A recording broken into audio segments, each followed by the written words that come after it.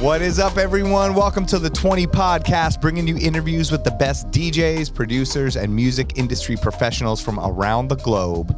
I'm your host, DJ Spider. Yeah, what is up? What's going on? Beatsourcers, are you there? Can you hear me? I can see you. Well, no, I can't, but I can feel you. I can feel your presence around me. Thank you guys for tuning in week after week. As always, we got an amazing show. But as always, I got to tell you that this podcast is brought to you by Beatsource. That's right. Try it out. You haven't been on Beatsource.com. What are you doing? You're tripping. You're missing out. You need it. Try out Beatsource Link. You can DJ from the cloud using songs and playlists made by experts in their field. We got all kinds of genres. We got intros, outros, acapella outs, transitions. We only got more to come. Beatsource Link and Beatsource.com. It's the place to be. Go check it. Let me know what you think. Go get your free trial. Hit me with any questions. Thank you guys for the support. Thank you for supporting my career. DJ Spider, hit me on Instagram as you guys have been doing. I appreciate all of your messages, feedback, great things you always say to me. It's so encouraging. So hit me, DJ Spider at DJSPIDER on Instagram. This podcast is available everywhere. If you're listening on Apple or Spotify or somewhere, you can also watch it on YouTube. You could see our facial expressions, all these amazing faces I'm making to my guests' comments, my shocked face. You can see that on YouTube. You guys, thanks for the support. Now, let's get into it. Let's get into the meat and potatoes, okay? Who's on this show, brother? Let me tell you about this. On today's show, we've got an LA native, someone that plays the hottest spots in Hollywood now, okay? This dude's in demand. He's killing it, as they say. He's done events for some of the biggest artists, music artists, athletes, celebrities, all types of people, private parties for them. He has successful weekly parties and residencies in LA, like SaadiQ at the Highlight Room, along with a bunch of other things all over the place. He was just playing in Vegas and Hawaii, and really he's toured the world. He tells us about it on here. So many cool stories. He's a tour DJ for Dreamville Entertainment, including touring with Boss and J. Cole. He just went on tour opening for Bryson Tiller, not even just being the tour DJ. He had his own show that he would put on. It was super dope. He described it to us. He's done countless parties for Jamie Foxx. He's worked with Hit Boy. He is, if I were to describe him, he's a well-rounded, smart, talented person with amazing stories that you will hear on this episode, and his rise to success in my eyes is only beginning. He's done so much at this point. He just turned 30, but his runway is very long and he's on his way up, and it was a pleasure to sit down and talk to him on this episode. So please welcome to the show, DJ Nitrane. All right, well, let's get into it. We're here. Oh, my God. We've been talking forever, but this is the real intro, okay? Is it? Get ready. Okay. This is the real intro. We're here. Come on. At the 20 Podcast in Beverly Hills with DJ Nitrane. Yeah. Give it up. Where the buttons? They're happening. They're happening. We got the editor. Shout to DJ Christo. He's making it happen. He's doing post-production right now. There's crowds. It's like crazy. Red Rocks cheering for you or something. You trying to make you comfortable. I know that's what you do. So yeah, thanks. Now I'm nervous. Thanks, Spider. Okay. I'm gonna make you nervous. That's Appreciate what you're here for. Put you on the spot. Too late. Too fucking late. Thank you for coming. What? Thank you. Yeah, of course. Finally made it happen. Yes. Excited. And I've actually seen you a bunch in the past couple of weeks, I feel like. Or crazy. At least once or twice. Yeah. We went from seeing each other once every 4 or 5 years to right. seeing each other, 5 times now? Yeah, exactly. Yeah. I'm not mad. I'll take it. I would have. I know you DJ'd last night. You did your night. Highlight Room. With Made, Nightlife. You guys have become a force to be reckoned with in LA nightlife, right? Crazy, right? Kind of crazy. Yeah. It was a fun night. What was it like? I wish the pool was, you've been at Highlight Room. Okay. So you told me before the night that there's something with the pool, right? Yeah. I think I jinxed myself because last week it was perfect, right? Okay.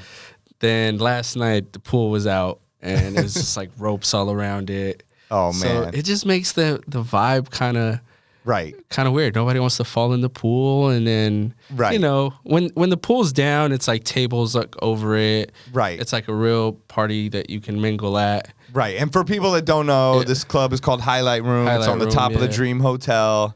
It's a Tao Group property, and there's an inside area that gets pretty lit, bro. Pretty No, it poppin'. gets pretty crazy in there. And then there's the outside, which also has its own day parties and night parties. And there's a huge pool. And a lot of times they cover the pool, and you wouldn't even know there's a pool. And it just turns into this amazing rooftop.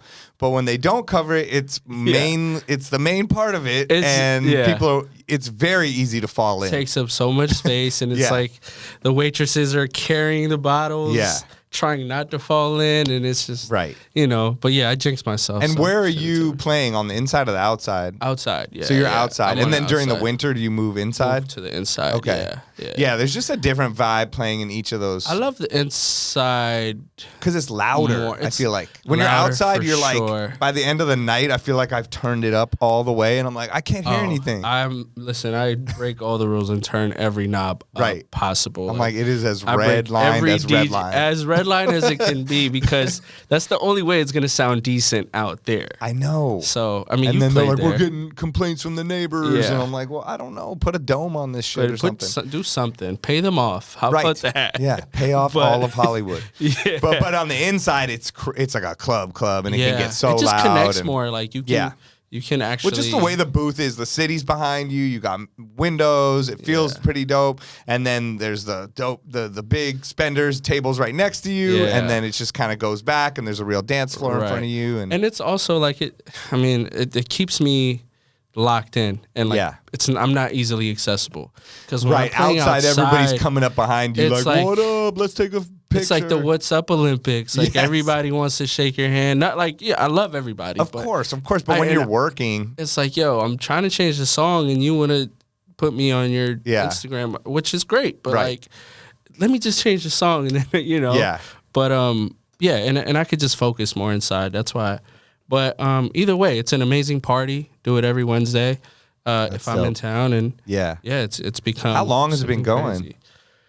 I want to say 2019, and then the pandemic and stuff. But after that, it picked up kind of crazy. And how would you describe the party? Well, it's an R&B party, right? I'll sprinkle in like Afro beats and stuff, or like 90s hip hop stuff, like, or 2000s too. But it's a, how do I explain it? It's a R&B based, I think. R&B based, and crowd wise, it's just like, athletes and it's definitely a who's who in there a lot of the times, right? You guys get like some of the biggest possible music artists, athletes, girls, sometimes I'm everything, you were here? Right. Because you never know. Right. Yeah, because you guys are good about posting the pictures and sort of recapping the night. And Sometimes I know Sean. that's how I find, shout out Sean Dickerson, man. He's definitely been a huge part of curating the party, where just aesthetically, which is so dope. Yeah, he's very good at, I think, a lot of things: promoting, branding, partnerships, everything. It's music curation, really DJ crazy to curation. see. Yeah, really, he's taught me a lot just watching him move. Yeah, and he's just like unapologetically himself, and I love it. And it's cool. Yeah, because like, I don't know, other people probably look at someone like that and they're like, he's an asshole. But it's like, nah, like he's actually done some fire shit. So yeah, totally. So SaadiQ has become something crazy. We just did one in New York for Fashion Week. I saw that. Collab with Diddy. Last week, right? Last week, yeah. Collab with Diddy for his Love album. That's thing. dope. So it was, the SaadiQ brand is definitely growing. So it's kind of cool. And you to probably, see. as a DJ, get pretty deep in when it's just R&B. Very, very big, wide net, I guess you can cast but like you said, you can play old, new Afro beats, music that's inspired by it, and I just a lot of R&B parties have been popping up, which is cool. But when I find myself going to them, it's like the Keisha Cole love joints, and like just some standard ones that get played. Yeah. And sometimes I feel like, or just from me seeing videos from some of the R&B parties, they seem like they steer away from the R&B pretty quickly just so they can get a reaction of like, yo, everyone's saying this thing. It's like, whoa, is it still an R&B party? Yeah. Oh, I go through that every week. Somebody's always coming up like, yo, how much to hear Gunna or how much to hear? I'm just like, nah. What now? Like, you know, I'll play like fucking SoundCloud remixes of Fuck You Mean, which has like an R&B fucking feel to it. So exactly. So you're the judge, and I feel like you're very open-minded with music. You have a very big knowledge of it, and you're good at reading the crowd. You know, which is one of the best qualities. You know, but that's something you need in that type of situation. Yeah, but it's been times where like where people like will get mad that you're not playing, of course, hip hop or anything, but. Well, especially if you're trying to sell bottles and be in the Hollywood or whatever big city type of club scene. But it's it's taught me to just stand my ground, and it's the one night where I can play something that we're not going to hear for the rest of the weekend. So that's why I enjoy that, people. Yeah, exactly. But it's 99.9% of the people are having fun. It's always for sure. Like that they know what they're drunk coming person. to. Yeah. So now people, like at first it was like a lot more of a, can you play hip hop? Can you play this? But I think the longer this party has gone and the bigger it's gotten, people know what they're coming to now. Right. So it's exciting. Yeah. It's the one night where I get to just play kind of anything I like. I think it's important to stand your ground within those, but also feel the flexibility to not be too locked in. Like that's happened to me. I've done, over the past few years, so many theme kind of parties have been popping up, and I've been doing things from electric feels, all indie dance stuff, to Feel So Close, like EDM stuff, to when I do Floor Room and they want like a lot of Afro beats, but then remixes, and it's a very, I can't even describe it. It's a very specific sound, and Pavan from Tao Group will help curate it, and he has a similar kind of attitude of like, give them what we want, like we know what we want to give them. Don't worry about that, and stand your ground and don't do what they want. They're gonna buy into it. Yeah, so as an open format DJ, you can like, I remember when I first did like indie dance, I was like, okay, it's got to be these years. But then I'm like, you know what? I could play a weekend song, sounds like it, that just came out 2 weeks ago, so. I lost my mind when you played Popular at Floor Room. Remember? I just realized I came to Floor Room and I saw you. I'm glad you were there. I just randomly popped up, and I was just going to go for a little bit. And then I was like, oh, no, I'm staying. Like, so I just like sat in the corner by the door, and I just like enjoyed it for the rest of the night. Man, you killed that. I was like just sitting there. I thought you had left. It was funny because I didn't see you for a couple hours. I'm like, all right, he's gone. I don't have to DJ in front of him, and then you're like, I've been here. I'm like, oh, great. No, I was literally in the corner, like just hanging out, enjoying it. It's one of the random nights where I just popped out. Yeah. And I was like, oh, let's go to Floor Room real quick. Yeah. I didn't know what to expect, so. That was a good night. I had fun that night, and I'm glad you were there. That's also another place that's very hard to get into.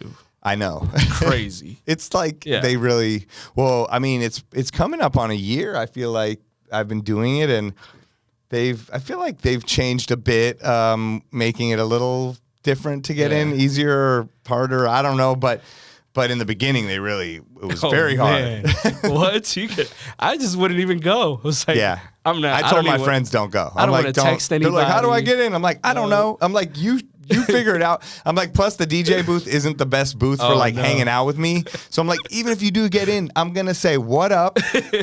You're going to ask me a question. I'm going to answer it. You're going to go to the bar. I'll never see you again. Maybe you'll say bye to me. That's it. But that's the one kind of good thing about that spot is I can be so locked in because no one can hang around me for too long. And so I'm just having fun and get to go deep. It's a good vibe in there though. Yeah. I love that. I love it. Yeah. I'm back. I'm there tonight. So I've been doing Thursdays a lot, and it's fun. Coming from you, I think did Crooked call you the hater of the year or something like that? And you gave me a compliment, so that's huge. Come on, man. Stop it. I'm just kidding. I don't see you like that, but I know, Crooked, if I'm looking at this camera, I fucking hate you. A message for Crooked. No, I love Crooked, man. From we just the 20 played, podcasts to the road podcast.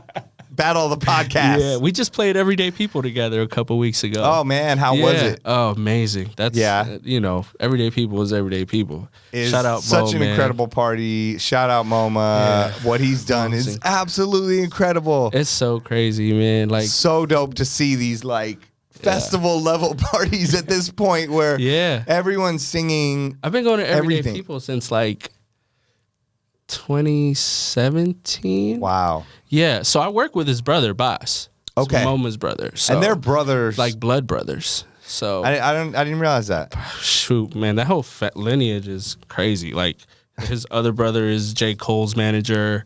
Crazy. So yeah, it's So Boss would bring me around to Everyday People. It's like, oh yeah, my brother's doing a party. Right. So to see when I would start to go to seeing it now, it's just like it's unreal. That's crazy. That family, like you said, like there's something special going on in their blood. Shout out to their parents, man, Baba and Mama, man. But it's crazy to see that all three of them are.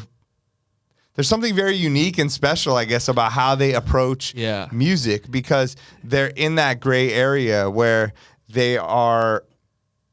I guess genuine and around people that respect music and do things for the right reasons and just for the love of music and the love of DJing and rapping and the culture, but also are very, I guess, in the mainstream and dealing with things at the highest level somehow. And that's very hard to do. So hard. Without making some, I'm doing it, but I don't love what I'm doing. Or, we're doing it, but nobody comes. Like, they're doing the biggest thing, but staying true to what they love on all levels, from J. Cole, manager, in Dreamville, to what Boss is doing, to what MoMA's doing. So that's incredible. It's such a and you're a huge part of that now, which is amazing. Yeah, but I mean, they taught me a lot, it's like, from when I started working with them, huge, I've taken just little things of, how they move in certain situations or, I've just applied it to my own career sometimes. And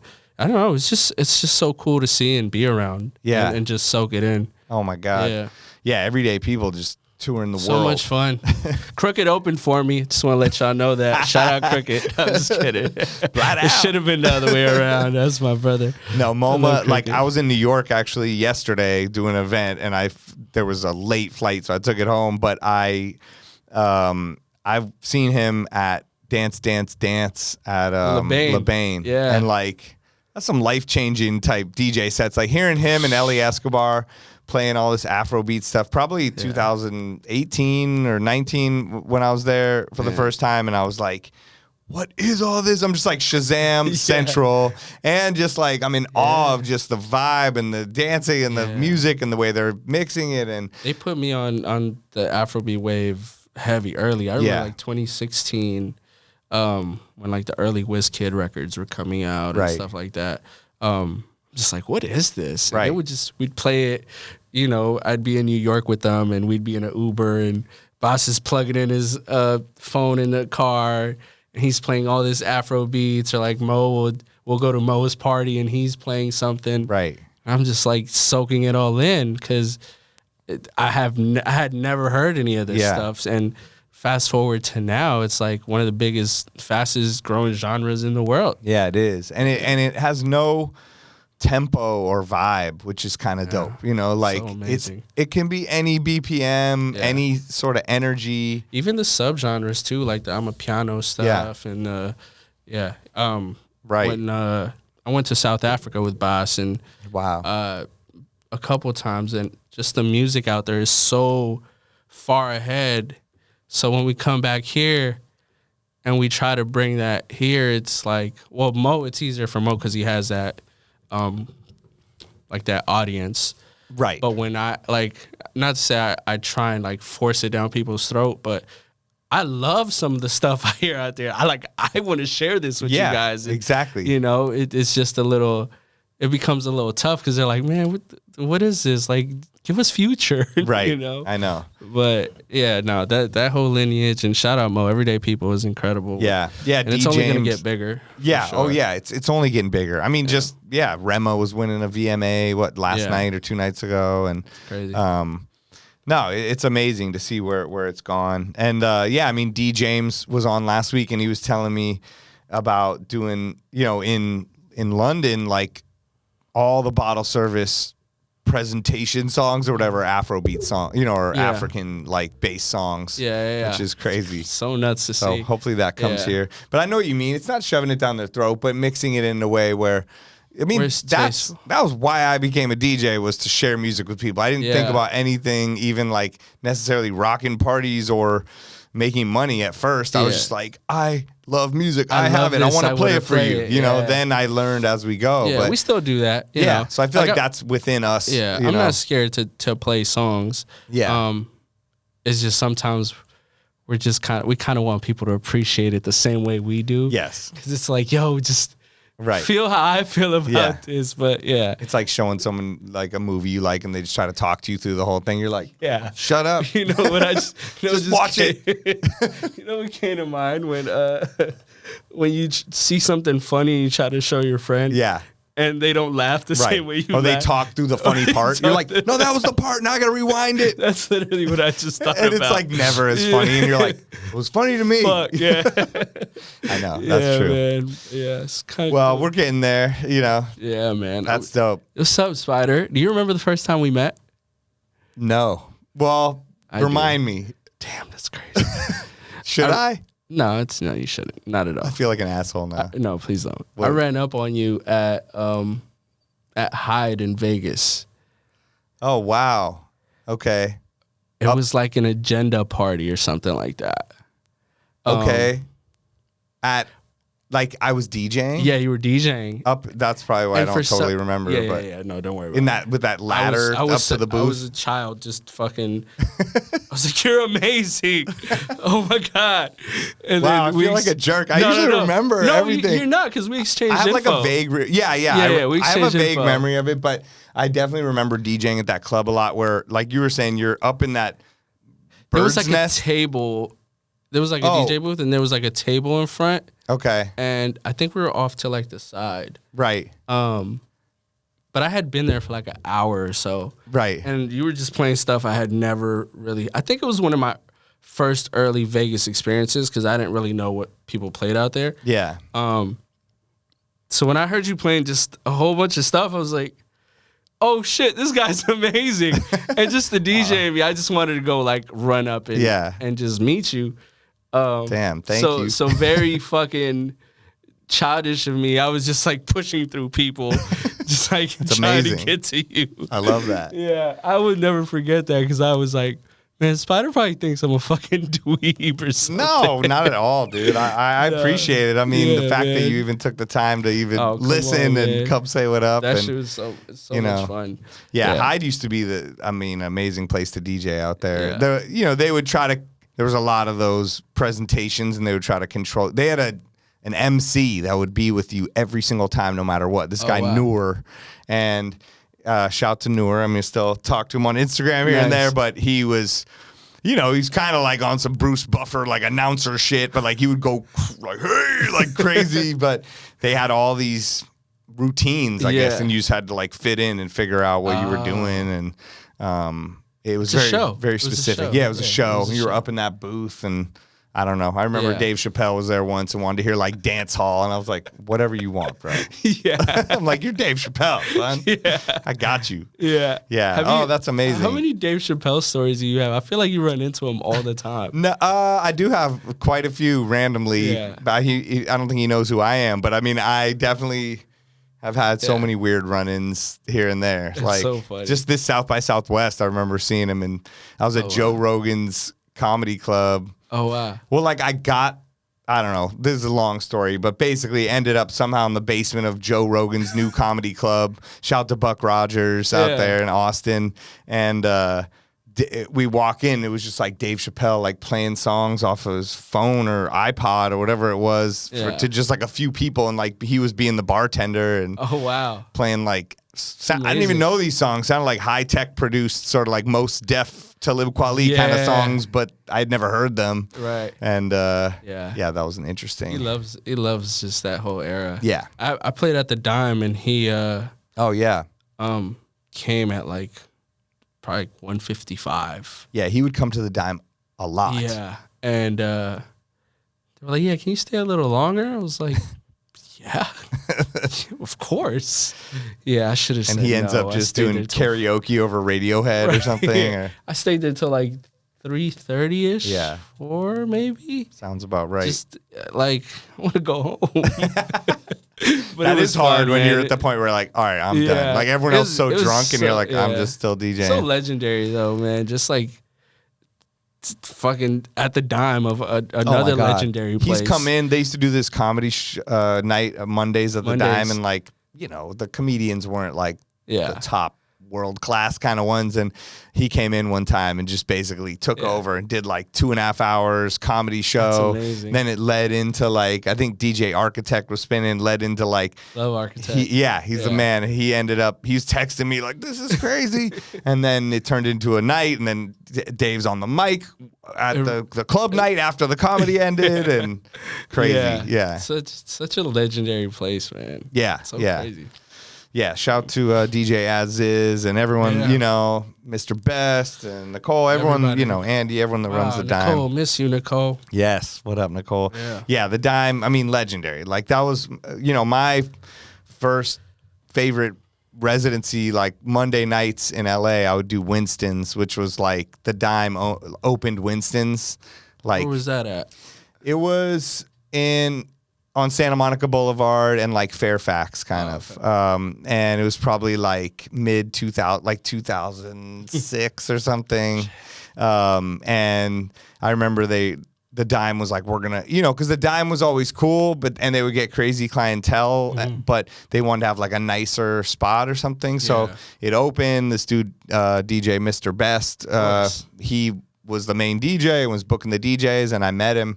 And he's like, we want you to do Monday nights. And then I remember Blue Gems did Tuesday nights. And that was the most fun night of my life. I used to have a Tuesday night there in like 2017, I think. At the Dime? At the Dime, okay. Yeah, this was at Winston's. Oh, really? Yeah. In Inglewood.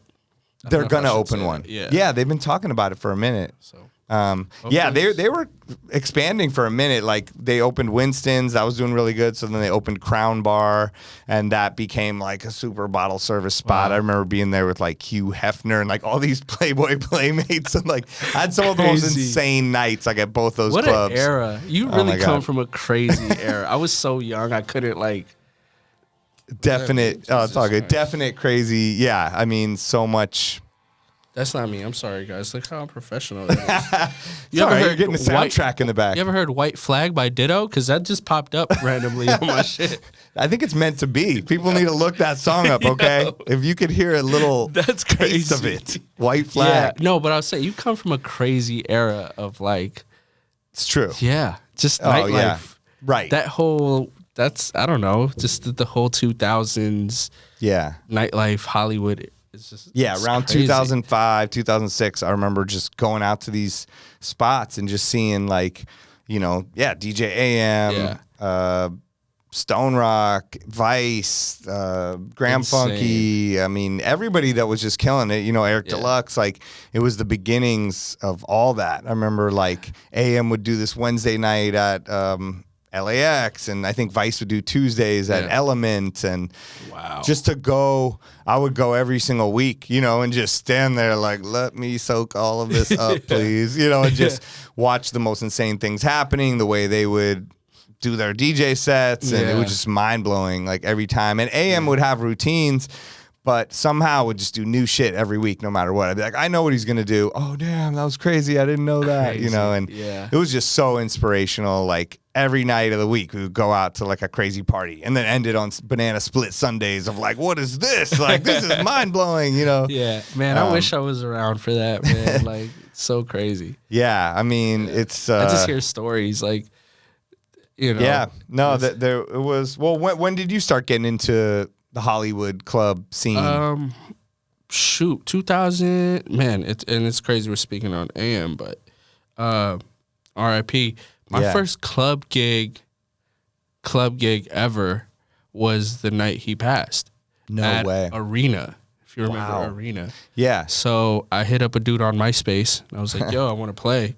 Wow. He's like, yeah, cool, just sell some tickets. I mean, I think I sold 2, and I ended up buying the rest just for me to play amazing. a set. That's good advice, though, to people. Yeah, I mean, just buy the tickets. Yeah. Ask your parents or something. No, seriously, I think my mom had given me the money or something. Exactly. But, yeah, I ended up doing that, but he gave me a set. My set was 9:30 to 10. 9:30 to 10. Yeah. Oh. And the club opened at 10. Oh, okay. So you were opening the opening. The dude was and I played in the back room too. Wow. So the dude was mopping, and I'm just sitting there playing on internal mode because I didn't bring none of my records. Gotta start somewhere though. Look where you are now. No, I mean, shoot, it's super humbling. Yeah, that was 2008. I want to say 2009. 2009 for sure, because I remember like I got married in 2009 and he was at our wedding. It was June and he passed away in August 28th. 28. It was the 28th or 25th. Yeah, it was one of those. I remember it was right around my wife's birthday, which is 25th, and so shocking. I remember geeking out. I was like, oh man, today's like my first like club gig, Hollywood club gig. Wow. And I'm on MySpace, I think, and I'd see the post, and I was like, what? Yeah. So it was so shocking. Super bittersweet, but I started in like 2009, and then from then on I just kept doing like the Empires. I don't know if you remember Empire, Joseph's. Yeah, for sure. And then just gradually kept kind of moving on up into the kind of the nicer spots. Right. Because I was probably 17 at the time. Yeah. 16, 17. So. Wow. That's crazy. Yeah. So. I probably didn't go to like one of those clubs till like my late 20s and shit. Yeah. I was just so against clubs too, though. I was just like underground hip hop. I was doing house parties the whole time, like all throughout high school.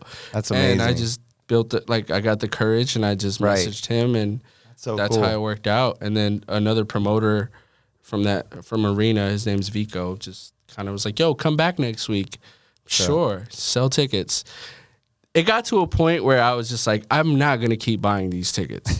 So I had to tell him. I bought 75 tickets. Yeah, but he was also from the Valley, so he was like, okay, I'll book you. But he was also throwing parties in like dance studios in the Valley. Okay. And I would do those. So. Nice. So he kind of just kept booking me and gave me cooler slots. And, you meet one person, then you meet another one, and you meet another one, and of course, that's kind of word of mouth type of thing, and you end up making connections and building a network, and you end up having like amazing opportunities throughout all that. Yeah, and just having your eyes open and your ears open to the opportunities and being there and just showing up and showing your support even when you're not DJing to spots. I feel like that a lot of people are like, how do I get booked? Or I want to play in Hollywood. And I'm like, shit, it takes years and years. Like just the story you're saying, everyone has their own thing, but at the end of the day, the like one of the number one things on this podcast after like hundreds of episodes, like, or I guess we're almost 150, but is like showing up, being there, just being there. Whether it's in whether you want to be in radio, whether you want to be in clubs, concerts, whatever it is, a studio, A&R, be there, show up, whether you think you should or not. Yeah, be around, and you're going to learn a lot. As a DJ and a person, you're also going to be showing your support, and people are going to see that, and it means a lot. And you just learn how things move. Yes. Just learning how things move is a key point. Because, exactly. Sometimes people are oblivious to how to go about certain things, how to go about having a conversation with somebody. Yes. That's, whether it's a talent booker or anything. It's just being there and seeing how things move throughout the night. So you're not just inserting yourself in a wrong way in a situation or coming off and giving a bad impression. So just being there and just observing. Right. It's really super key for sure. That's dope. And so we were talking about, the past, clubs and stuff like that and inspirations. Well, did you ever get to see AM Spin ever? No. Oh, okay. No, never. That's so crazy to me too. Never. It's like I've seen him probably uncountable amount of times, and like when I talk to some younger people, they're like, I never even saw him, but like I love it. I'm like, that's I've seen every crazy AM video though. Right. I've seen the doc maybe like 10 times, 12 times. Yeah. I think I've seen every AM video on YouTube possible. Right. Or fucking Vimeo and all. Just seen the one where Steve Wonder's making fun of me and I'm trying to talk to him. We have the day that I met AM and that Steve Wonder met AM. We filmed it randomly, not knowing that what was happening. But we had a flip camera. We were in Las Vegas and we filmed this whole thing. And there's this one part in it where, like, we were DJing the Bongo Jeans booth in Las Vegas, and for Magic Convention, or like Agenda, that whole clothing convention, and I had never heard of him. I didn't even know who he was, and they're like, we got this guy AM to play. He's Nicole Richie's boyfriend, and she's the spokesperson of the jeans, and we're like, oh shit. And he came in. Obviously, I was like blown away. Like, this is unreal. Yeah. And Serato had just kind of come out, and he was on relative mode, and I had only used absolute mode. I thought you had to like put the needle. Yeah, I'd been recording all my vinyl in like by the 12-inch, so I'd have 3 songs on an MP3 because I thought you had to like do it like normal. And I'm watching him. I'm like, why does he have a red point? He's going to the beginning of the song. So I remember standing there and wanting to ask him, and I was like I was waiting for that point, and I was gonna lean over and ask him, and then like Nicole Richie like swoops in, and they just start like making out like right in front of me, and it was like so awkward, and I'm like, like head down. Wrong time. And in my head, like that's all that happened. Little do I know, like Steve Wonder's like filming me and like zooming in like on this flip camera on my face, and you hear him like laughing in the background. This. I'll show you at the end. So it's that's the one AM video you have not seen. No, but the crazy thing is, we captured so much iconic AM shit in that video that I didn't know. I was just like, yo, this dude's pretty dope. Like, let's film. And like, he'd be like doing like his special thing and these custom, these trademark mixes. And so I'm just standing next to him like, oh, I'm filming his hands and we're doing it. And we made this stupid video and put it on YouTube, had like just come out. You know what I mean? It was like the beginning of all this shit. And we put that out, and then now I look back at it, I'm like, damn, we got this crazy. What did you name it? Because I don't think I've seen. It's just called like Spider and Steve Wonder Magic Convention 06 or something, or DJ meeting DJ AM, or I don't know. It's on Steve Wonder's page. I'll find it and show you. But I never. That's got always to the part see him. Everybody points out. I'm like, there's all these amazing things of AM, and it's just me looking like an idiot is the one. The one that's the highlight thing that stands out to everybody. I'm like, thanks a lot. I'm the butt of your damn jokes. I really wish I would have seen him, man. But, it was. It's so inspirational every single time, and I was so lucky. Like my birthday is December 22nd, and if you're in LA, I'm from LA, you are too, but as you know, 98% of people are not that live here. So usually during the holidays, there's nobody here. So I'm always like, hey, who's around? Let's do something for my birthday. And there's nobody. I have like 2 friends, and we'll go to dinner, but he would always be around, and he'd be like, where are you going to go for your birthday? I'll DJ. And I was like, what? This is like my idol, So for years in a row, like I have all these pictures and videos of these nights where he would just show up to a club. There'd be like 8 of us, and he'd be like, I'm gonna do a Miami bass set, and he would just I remember this one night he did that. It was like me, him, Steve Aoki, like Marshall Barnes, like a few people just in this club, and he's does a Miami bass set. And then another time he would just do whatever he wanted, because I'm like, yo, I'm just thankful that you're even here, So so I don't know. It was a whole thing. I remember he came to my wedding. I asked him to DJ, but he was like, I don't want to. Yeah. And but then a few months later, it was crazy, because I remember talking to him like, yo, we're going to go out to dinner. We're going to do all these things. And then when he passed away, it was like so shocking. Like, how is this possible? Like, I don't even know. I was super shocked. Especially after the plane crash and all that. Because I remember when that went down, like, I was with him in New York, like in New York City. I remember we were together, like one of those nights where you're at a spot till 4 a.m. eating food or something. And then everybody kind of goes, peace, I'm going here. And I was going to Chicago. He was going to South Carolina to meet Travis. And I think Morse Code was with us, and he was going somewhere and something. But I remember that. Yeah, going to Chicago and waking up to my phone just going crazy. My parents calling me like, "Are you okay? Are you okay? Your friend was in a plane crash." And I'm like, "What are you talking about?"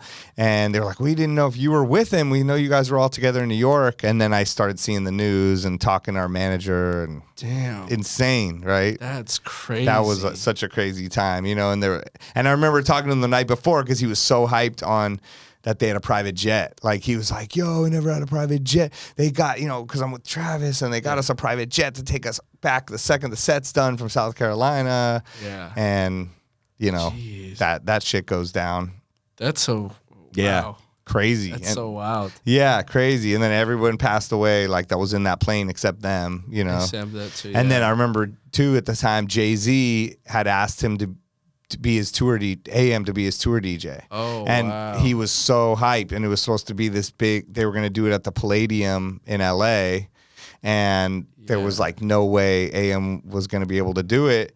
And somehow he's like, "Fuck that, I'm doing it." And he's like, pulled all this shit off in the hospital, like, I think took some sort of pill or something, you know, and just flew out. And I remember being at the show, like, I think Kevin Scott and everyone was there. We were in the front, and Jay-Z like even said this whole thing about it. Like, I told him he didn't need to come, you know, but he still came, and he did some whole routine. But yeah, he DJ'd the whole show. That's for amazing. Jay-Z at I think it was at the Palladium. I hope this might be like multiple memories blurring together, but I'm pretty sure that's what it was. Like he did have it was. I think that's the show where I think Jay-Z was wearing like a pink jacket. Possibly, yeah. I'm sure if we Google it, you know, like maybe there's some sort of videos. I'm a huge Jay-Z fan, so I mean, like, me too, like, massive. I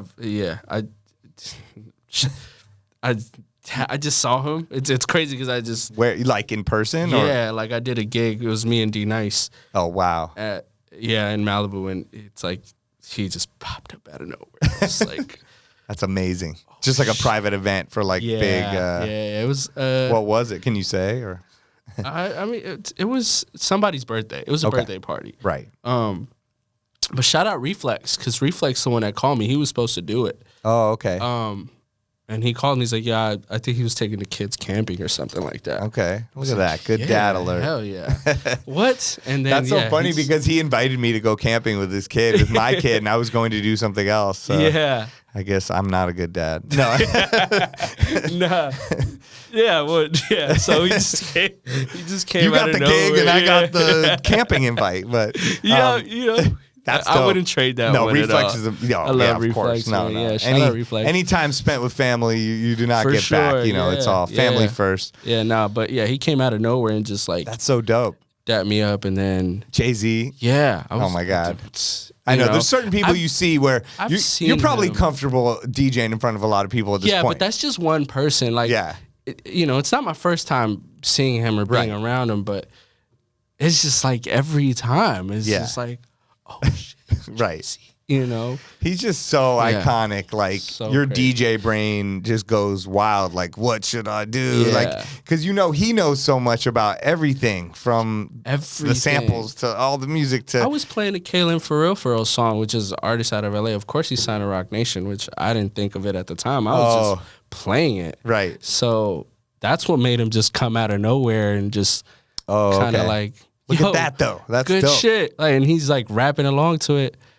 I was like, all right. That's amazing. So wild. Yeah. That's so dope. That also just shows trust your own musical gut feelings. You know what I mean? Yeah. Shit that you think you could have done that because he's on Rock Nation, but you were just doing it because it was dope. No idea. It was just, it fit the vibe. You know, we're by the beach. We're in LA. Let me just play some like new-ish LA stuff. Oh, that's great. I mean, I had Rashida on 2 weeks ago, and she was talking about how she ended up linking up with Prince, and she was Prince's DJ, toured the world with him. I saw that. Yeah. I mean, but she was just saying how playing the stuff that she loves and knows, almost magnetically draws the people towards you that are meant to be, so it seems like that's what you've manifested over time, and trusted your own self with your musical taste. Everything's aligned, man. It's so crazy to say. Everything that I've done to this day is just aligned in such a crazy way that sometimes I just sit back and I'm like, how, But, I'm just thankful for it. Totally. I think that's a big part of it is just tapping into that gratitude too, and being able to go, wow, this is amazing. You know, I've had a few of those moments just over the past couple of weeks, just like, this is so dope that I'm doing this right now, and I get to do this, and like it's crazy. It's crazy that we get to play music and make people happy. And, right. We're so lucky. Make ourselves happy at the same time. Yeah. And I don't know. So it's just DJing is so like it's so open to everything. How do I explain this? It's like we legit play music. And, we have to make decisions on what we're gonna play, how we're gonna play it, or how we're gonna make people happy. Yeah. And it's such a crazy process that we go through, just to make people happy and just for us to play music. And so that's why when I see like DJ Twitter fucking worrying about in the club, all that shit, worrying about. I still don't know that, by the way, like what the beef with that is. I just kind of like logged into Twitter. I don't either. And I just saw in the club, and I was like, oh, they're probably fighting over in the club. I know when I saw Crooked talking about it, I wasn't going to get into it. Sorry, Crooked. But no. Last time I responded to a Crooked tweet, I really regretted it. I don't even get involved. I'm like, these guys are way too deep in the Twitter fighting. Like, I just wanted to say one thing. And then sometimes I do want to say things, but I'm just like, for what? Also, that it 99% of the time is sparked from someone that is saying a lie or something that's trying to rile people up. Like there was some tweet and the guy's like, oh, no one listens to In the Club. It's like, okay, why you even, you're just talking to a crazy person. Obviously that's a huge song. It was the biggest song ever when we were, in the early 2000s. You had to have doubles, on vinyl and like. Listen, I'm the biggest also 50 Cent fan. So I had every sneaker, every like shirt. Yeah. I got suspended from middle school for punching a kid over being a G-Unit fan. That's a true story. That's amazing. Yeah. What do you mean? What happened? I mean, it's around the time where like he had the beef with Game. Okay. And some kid just yelled out G-Unit. The whole like our like lunch break. So I'm like, the bell rings, I'm walking to class, and he's just yelling G-Unit as I'm walking to class the whole time. It just got super annoying. Yeah. And I was like, you're not going to say it again. And he said it again, and I just punched him. And I got as you should have. 1 day suspension. It was well worth it. It was worth it. Well, not anymore, because I told 50 this story, and he was like, oh, you're an idiot. So, that's classic right there. Classic. He's like, why would you do that? He's like, I wouldn't even have done that. Yeah, no. You remember Ohm? Yeah, of course. Yeah. So they had booked them to host or whatever. Okay. And you know how Ohm had a little back room? Yeah. I was like getting ready to like go on or whatever, and he just happened to show up early with all his friends. He was back there. And I was like, oh shit, it's 50 Cent. And I don't know how I got to explaining the story. And he's like, oh yeah, you're an idiot. I was like, oh shit. Well, thanks. That's so funny. But I mean, I'm glad you told it to him. Yeah, shout out 50. I mean, he's killing it on that tour right now. Yeah, I heard it was good. Yeah. I didn't go because I ruined it for myself. I looked at the set list and then I was just like, man, he's just not doing the things I want to hear. So I mean, he was always so great at picking beats, you know what I mean? Like all the beats and producers on G-Unit and 50 Cent songs were like amazing, incredible. Sure. Yeah.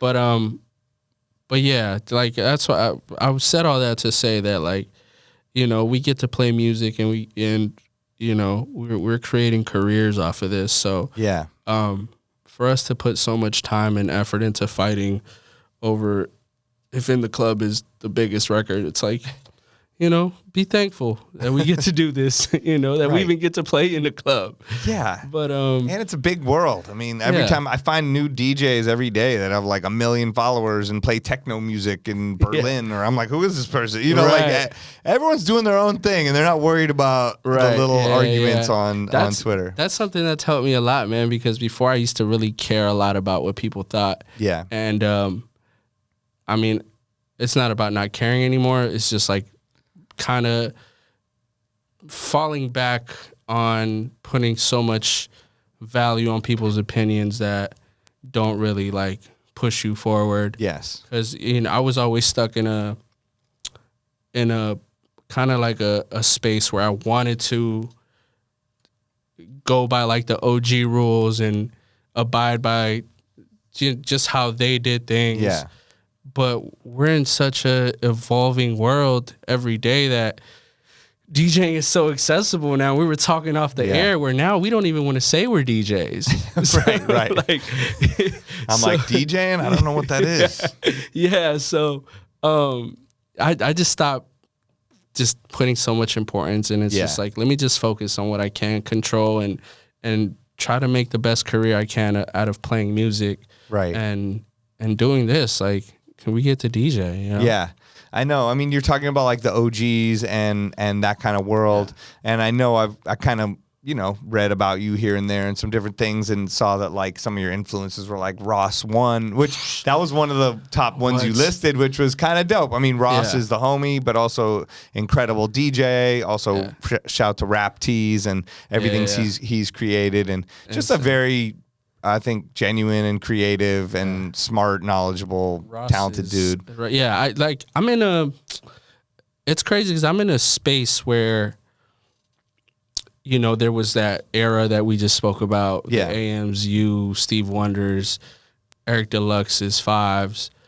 And then there's that 2010 to now-ish era where it's like, you know, you guys are still here and still thriving, but I'm stuck in that era where I got to compete with the new upcoming DJs and still try to maintain with you guys and keep up, really, you know. So trying to like satisfy both of those is like, I'm in a weird space, but it's kind of cool because I get to learn from you guys, of course, not to date you, you know, obviously you started way before, but there's also new up and coming DJs that I get to learn off of too. Totally. But I'm just stuck in that middle, so I get to like play both sides sometimes. But yeah, Ross One is a huge inspiration. Like, and like you said, Eric Deluxe, Five. And it's crazy. Like I told you yesterday, like, yo, like Ross pops up sometimes to Highlight Room and it freaks me out. Like I got a picture with him and I want to post it so bad. I just don't know like what to do with it. Like, you know? That's just how much I like admire Ross and the Eric Deluxes, like just to even have conversations with them.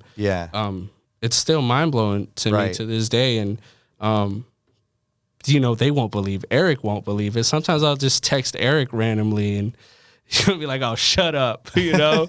Or we'll just have, it's just crazy to me to have these conversations with them. But yeah, seeing Ross Ones, I remember his video of him like flying back and forth. I forgot the name of it, but he did like Playhouse in LA and like Live Miami. And it was like just one whole video. And it had like testimonials of him. I remember that. You know, it was like funny. About? It was like it was funny because the second part was like him and Sujit. Like it was like a really highly produced video. I remember that. That video inspired me to just really dive in and be like, yo, I want to be a club DJ. I want to do the Vegas, do the Lives, do the big Playhouse, just do the big rooms. Like that made me dive in and be like, no, that's what I want to do. That's dope. So that's why when I see Ross, like what the fuck, you know? So he's incredible, man. And it's just the other clip of Ross where he with Jay-Z and with Kanye Jay-Z and the you know New how Year's Eve? Crazy that is to like, I mean, I could feel the feeling. Like watching the video, I was like thinking like, what would I do? But what would I play? How would I feel? What would that's like? That's crazy and mind-blowing to me that like you went with Rock Boys. You could have played anything else and there was no other song that would have been way more perfect than beyond that perfect. Song. So the horns, just hit him with the horns. So seeing like that's such an iconic video. Like that's just like what you envision as an upcoming DJ. Sometimes like, I'm gonna be in the club on New Year's Eve wearing tuxedos with Jay-Z dropping a song. Like that was really happening. Like, crazy, But that's boss level calmness too on his part. Sure. He's so low key of a person to be able to do big. Like you're saying, he's rocking Live every week like it's nothing, and it's the most high pressure. Club, you're in Miami, it's all night long. I just started I did Live twice, and I remember actually both times I'm sitting there like, oh, I'm nervous. Yes. I have no idea what to do. I'm looking out there where I'm just like, I don't think they like me right now. But no, I got through it and it was dope. But I'm sure. But just seeing him and how composed he was, man, like I take little things like that from all you guys, and I try to just like incorporate it somehow. Just like, it's like being composed and just interacting with one another. It's little things like that have pushed me to do things the right way. Right. Yeah. You're constantly learning, and like you said, being in that middle area and being around the older and the younger DJs, I mean, that's the cool thing about still going out and doing parties. You can constantly learn from every time I hear a DJ, I think of things I never thought of, no matter if they're way older or younger or whatever. But I love going to see other DJs when I can, because you just get inspired in different ways. Yeah, no, for sure. That's why, like I'll pop out, I'll go to Floor Room and I'll sit there and or I'll go to Delilah and sit there. Sometimes who's on at Delilah sometimes? Devin. Lucien. Yeah, he's deep. Devin and Bobby's on there sometimes. Bobby too. Both of them. They know what's up. They're dope DJs, but also dig for good stuff. And William Lifestyle too. Like, those guys. The most energetic man Mark in the world. Jackson. Yeah. Super like. William Lifestyle's be arm around you like, hey, bro! Yeah. His energy is amazing. Like, oh my God, they need to bottle that up. Yeah. Like, that's where Adderall comes from. It's like his blood or something. Yeah. I could have the worst day and you see him. I'm like, whoa. Where did this come from? It's like coffee, a human embodiment. Oh, man. All those guys. Yeah. Like, Mark Jackson. Yeah, totally. Super cool, man. I mean, well, speaking of all of them, like, what makes a dope DJ to you? Do you have an answer for that? I do, to a certain extent. It's so easy to play the same things over and over again. Yeah. And to me, it's how you play them. The way I see DJs now, it's just like, the way I can tell you're a dope DJ is how you present the songs and how you, of course, mixing and all that. But now we're in an age where everything has to be so quick. Right. So sometimes, like, you can give a DJ the 10 songs and give another one 10 songs. They're not going to play them the same way. Yeah. So I think just to me, being a dope DJ is how you play certain records, how you present them, and also how you really interact with the crowd, because mic work is huge now. It's such a huge component. Back then, you couldn't pay me to get on the mic. Oh yeah, I know. But then I realized there were certain songs that I was playing that had the energy, but they just weren't hitting because they weren't presented the right way. Mm-hmm. And it took me a while to understand that when I was going around in LA and seeing like Drama. I saw Drama DJ at Playhouse one time, and he like made up this whole story about how he got like arrested and almost didn't make it to Playhouse because they found Coco on him, and then he dropped Coco by OT Genesis, and wow, it was just like the people bought into that shit. When I was just like, I'm not gonna be that dramatic, but that's dope. That's almost like stand-up comedy routine or something. So, which is crazy. One of my friends, Don Hott, from Miami, he's probably one of the best on the mic that I've heard. I've heard that about him. I've actually never heard him. Man, he's literally one of my in my top 5 now, which is crazy to say, just because if you go to his SoundCloud, he puts up his mixes and super crazy. but he'll like, I was having a conversation with him and he was like, yeah, I watch comedy, like to get the timing down and that's his cheat code when it comes to the mic shit. And I was like, what are you talking about? And then I just go see like a stand up and I'm like, oh, this is what he's talking about. And I was doing that to a certain extent, but I wasn't thinking of timing. Yeah. I was just thinking of interacting with the crowd and setting up a record and playing it. Yeah. But he'll take his time with it. I was scared of like pauses. Like nobody wants to hear dead air in the club, so or anywhere. Yeah. But he like turns the dead air into like tension and it just drops like a crazy record and everybody, it's just so wild. Like, that's cool. No, so insightful. Like, because I've always connected stand-up comedy and DJing, and there's so many similarities in just the job and what it is. But I guess in that sense, I had never really thought about it as much. Yeah, just the timing of like their jokes. Yeah, and it's true. Just simple things like either that. way, you're controlling the crowd. Yeah, and you're up there, and that's what you have to do. So. Yeah. So yeah, it's crazy you mentioned comedy. Wow. I wasn't gonna give that cheat code, but you got it. There you go, everybody. But in the same way with the 10 songs, we'll see who really uses it or really applies it. You know, you can. That's why people are like, oh, you're gonna give away all the songs you play, or give away this, give away that.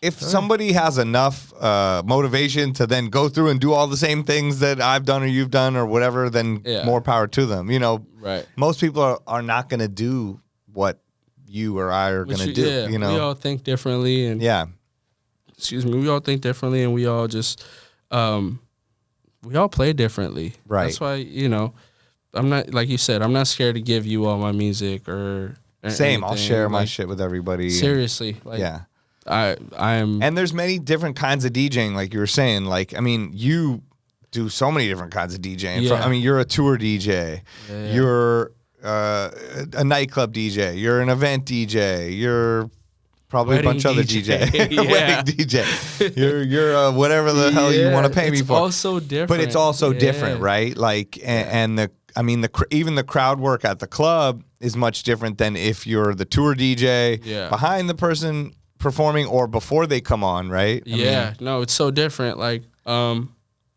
when I did this last tour with Bryson this past summer. Yeah. So you were on tour with Bryson Tiller, just for everyone to know. And you tour with Dreamville, basically, J. Cole, Boss. Yeah. That's two different types of touring, because when I'm touring with Boss and everybody, I'm not the focal point. I'm like, the music director. Do you open before them, or do you just come on as the tour DJ? No, sometimes I open, but that one's easy because I'll do a Dreamville set. Right. Because there's a bunch of Dreamville fans. Right, and they'll just, you know exactly what to do. Exactly. And you know what the set is versus what they can hear and what's going to hype them up. Right. I'm just there to just, quick 5-10 minutes, boom. Yeah. But when I was doing his Bryson tour, I was on every night opening up for him for an hour. Oh wow, that's a long time. That's a long time. Oh my god, I know. It's crazy long. So, like I said, when I'm touring with Boss and everybody, I'm not the focal point. I'm literally just cool. I'll say something on the mic, play some Dreamville shit. They come out. Yeah. I'm not. They're looking at them. Yeah. When I did the Bryson thing, oh my god, first night, his first show was in Anaheim. I came out. I worried so much about what I wanted it to look like that I forgot about what I was gonna play. Of course. I got out there and I didn't even know my first song. I legit did not know my first song, and it's crazy because it was literally just turntables, curtain, crowd. Wow. I'm just up there in the jumpsuit. Right. And I'm carrying my laptop. And you know that process of like, you got to go carry your laptop, plug it in, wait for it to pop up, and get on the mic. People have already seen you. Yeah. Like, they're already staring at you. Staring at you. Who is this guy? What's he going to do? What's happening? Yeah, exactly. So, and I'm looking at my crates. This is my dumbass. I should have picked the first song. So I'm out there. I start playing, try to hype up the crowd, thinking that I can just treat it like a club. Right. Mistake number one. Totally. Because they're just there staring. Right. So they want to be told what to do in a way. Right. And I was trying to do sing-along stuff. And I came in with the idea that it's like, all right, cool, I'll play the R&B stuff, the sing-along stuff, like the Keisha Cole shit and Usher, You Got It Bad. The crowd was super young, like 18 to 24, 25-ish. So when I'm playing these records thinking they're going to sing back, it was crickets. Right, they're just so staring at you or on their phone. And it was just hurting every single minute as I went on his first show. Oh my God. So I just start hearing like chants like on the side, like Bryson. Oh my God. And I'm 20 minutes in. I still have 40 more minutes of this. So I literally had to just pick it up. I made it through, but I definitely struggled so bad through that one. And then the next day was San Diego, and I just stayed up all night, and I programmed like the first 10, 15 songs. And I was just like, okay, I'm going to try this and see how it goes, and then I'll wing the rest. And then I tried in San Diego. It kind of worked, kind of didn't. Yeah. But I had a foundation at that point. Yeah. And I built. By the fourth, fifth show, I had my first 30 minutes down, and then I would wing the rest. Right. But as the shows kept going, I was just like, oh, I'm running out of time, and I still got to play these records because I had already built the set. Yeah. So now that I was the focal point, I had to program, I had to come up with talking points, I had to really interact with the crowd, and right. It's such a different type of DJing that an hour is a long time, and I had never done something like that, but I'm so happy I did. It was so life-changing to me. I grew a lot from it. Right.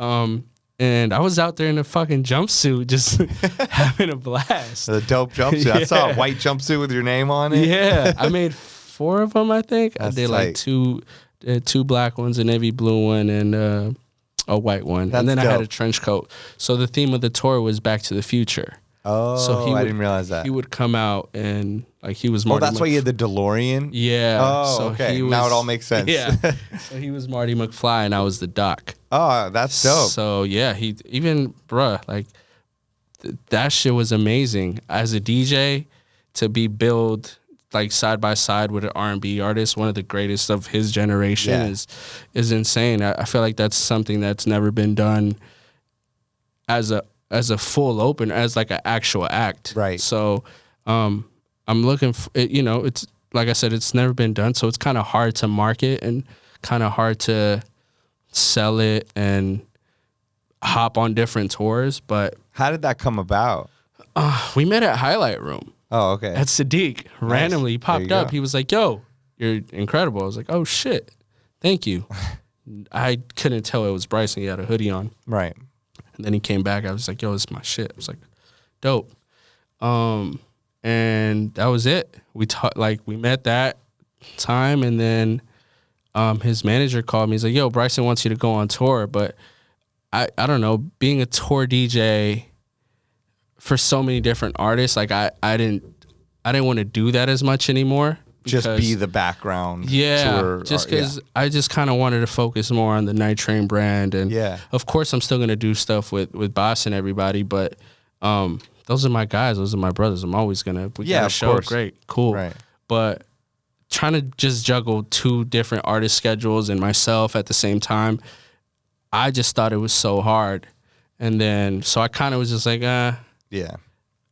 But then he kind of explained it of what he saw, and I was like, oh, nah, let's do it. Yeah. Nervous as hell. I was just said yes. I was like, I cleared everything out. Cool, let's do it. And it was amazing. Like, I got to be creative aesthetically with, like, my jumpsuits, my visuals, my sets. So it's such a new thing. Like, I don't have any music out. I don't have an album I'm promoting. I'm just there as a DJ, and that was the best part of it, that I can just be myself. So dope. Yeah. So yeah, it's really cool. It was super fun. That's how we met, and I said yes and had an amazing summer.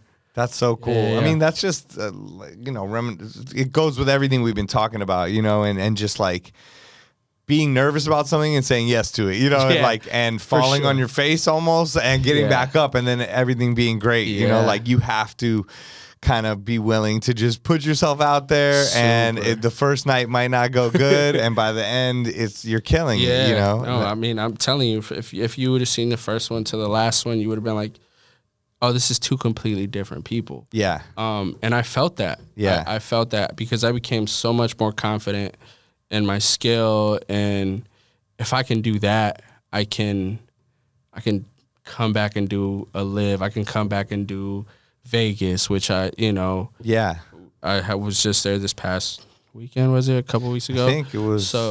Labor Day weekend. Yeah, so it was, it was super good for self growth personally and professionally too, because a lot of people saw me in a different light. Now it's like, oh no, you can be a full blown artist if you want to. Yeah, and you were able to put together sort of that show that now you have. In a way, like I definitely went through something real similar with Blink 182, and they asked me to be the opener, and same kind of thing. Like originally, I was like, "Oh, what am I going to be doing?" And then they explained it to me, and I'm almost a very, very similar story about that, because it was the first show was in San Diego. I didn't know what the hell it was going to be like, and they put me on at Doors, and it was an hour set, and also at Doors, there's 0 people there. Nobody there. And I had created an intro. I created an intro, and same thing. I pictured, this crowd, they're going to want to hear, like, dubstep was big at the time. So I'm thinking, okay, they're into, like, emo stuff, but they're going to be older. They're going to want this and old school hip hop, and, like,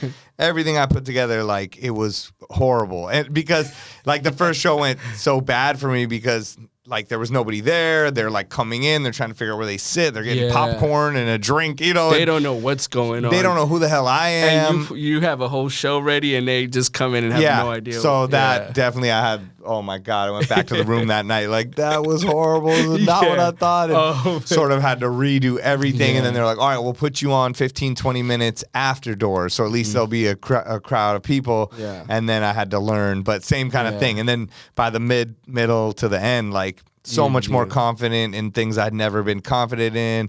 And then even after, for years after, okay, I can go do this place because I can relate it back to that. And I'm better with my mic work and crowd work, and being able to be calm with thousands of people staring at you, potentially hating you, but being able to be like, okay, we're together. I'm going to make a joke out of this. Like, we're going to, we're going to get through this together. No, of course. It's the same kind of thing. You always have those people in the crowd that are just sitting in the back like, oh yeah. Well, it's funny because the front row would always be, for me, people texting because they're waiting for Blink 182, and they're just like, who is this guy? Like, we paid for the front row tickets, like, and we're here early, and I'm like, hello, I'm here. I'm trying to do something good for you. I'm trying to make you happy, But that's an art too, man. Like, setting the tone before an artist comes out, it's so important. And, I see it with festivals, when we go do festivals, usually, especially hip-hop festivals, a lot of DJs try to do a set before the artist comes out, and they're playing the same songs, whether it's like the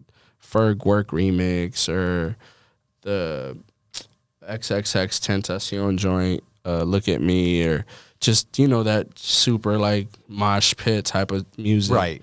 And you get that every set, before every act. Yeah. Different DJs, same songs before every act. And I took that and I was like, I don't want to do that with this tour. No matter what. Yeah, good idea. I'm going to have a whole hour. I have to really put something together. So that my motivation was to not do that, because that's like the cheat code. Let me really put something together, and but when it came down to the first show, I completely forgot all about that. And I worried about, like, is the jumpsuit's going to look good? Is the visual is going to look good? And then I get there and it's just like a curtain behind me. And I'm just like, okay, well, nobody's going to see the visuals. That's for sure. Yeah. So, but it took a while. And then, I ended up grabbing like some production, and it made the set a lot better, and it made it look a lot more professional. And now you have an understanding of what it is, and now what you could do next time. Yeah, and you could just take it to a whole next level. For sure. Yeah. We'll see what happens. You know, definitely some tours I may do, but I'm just trying to pick the right one. Yeah. Try to take this time and organize my ducks and do a bunch of gigs that I haven't done. Yeah, I mean, like you said, I saw you just were in Hawaii at the District, and then at in Vegas with G-Eazy and Quiz and all them at Zook. I mean, that club's incredible, right? Yeah. What was it like playing there? It was fun. It was actually my third time playing, but this was nice. The one with G-Eazy was the first time that I actually was billed, because the other two times I would just do a party next door. And party would just like, yo, let's just go do this and play what you want, and then just play all my songs. Dope. And let's go crazy. I'm like, all right, great. But then shout out my guy Solomon was like, yo, you want to do this? I was like, yeah, why not? So it was cool.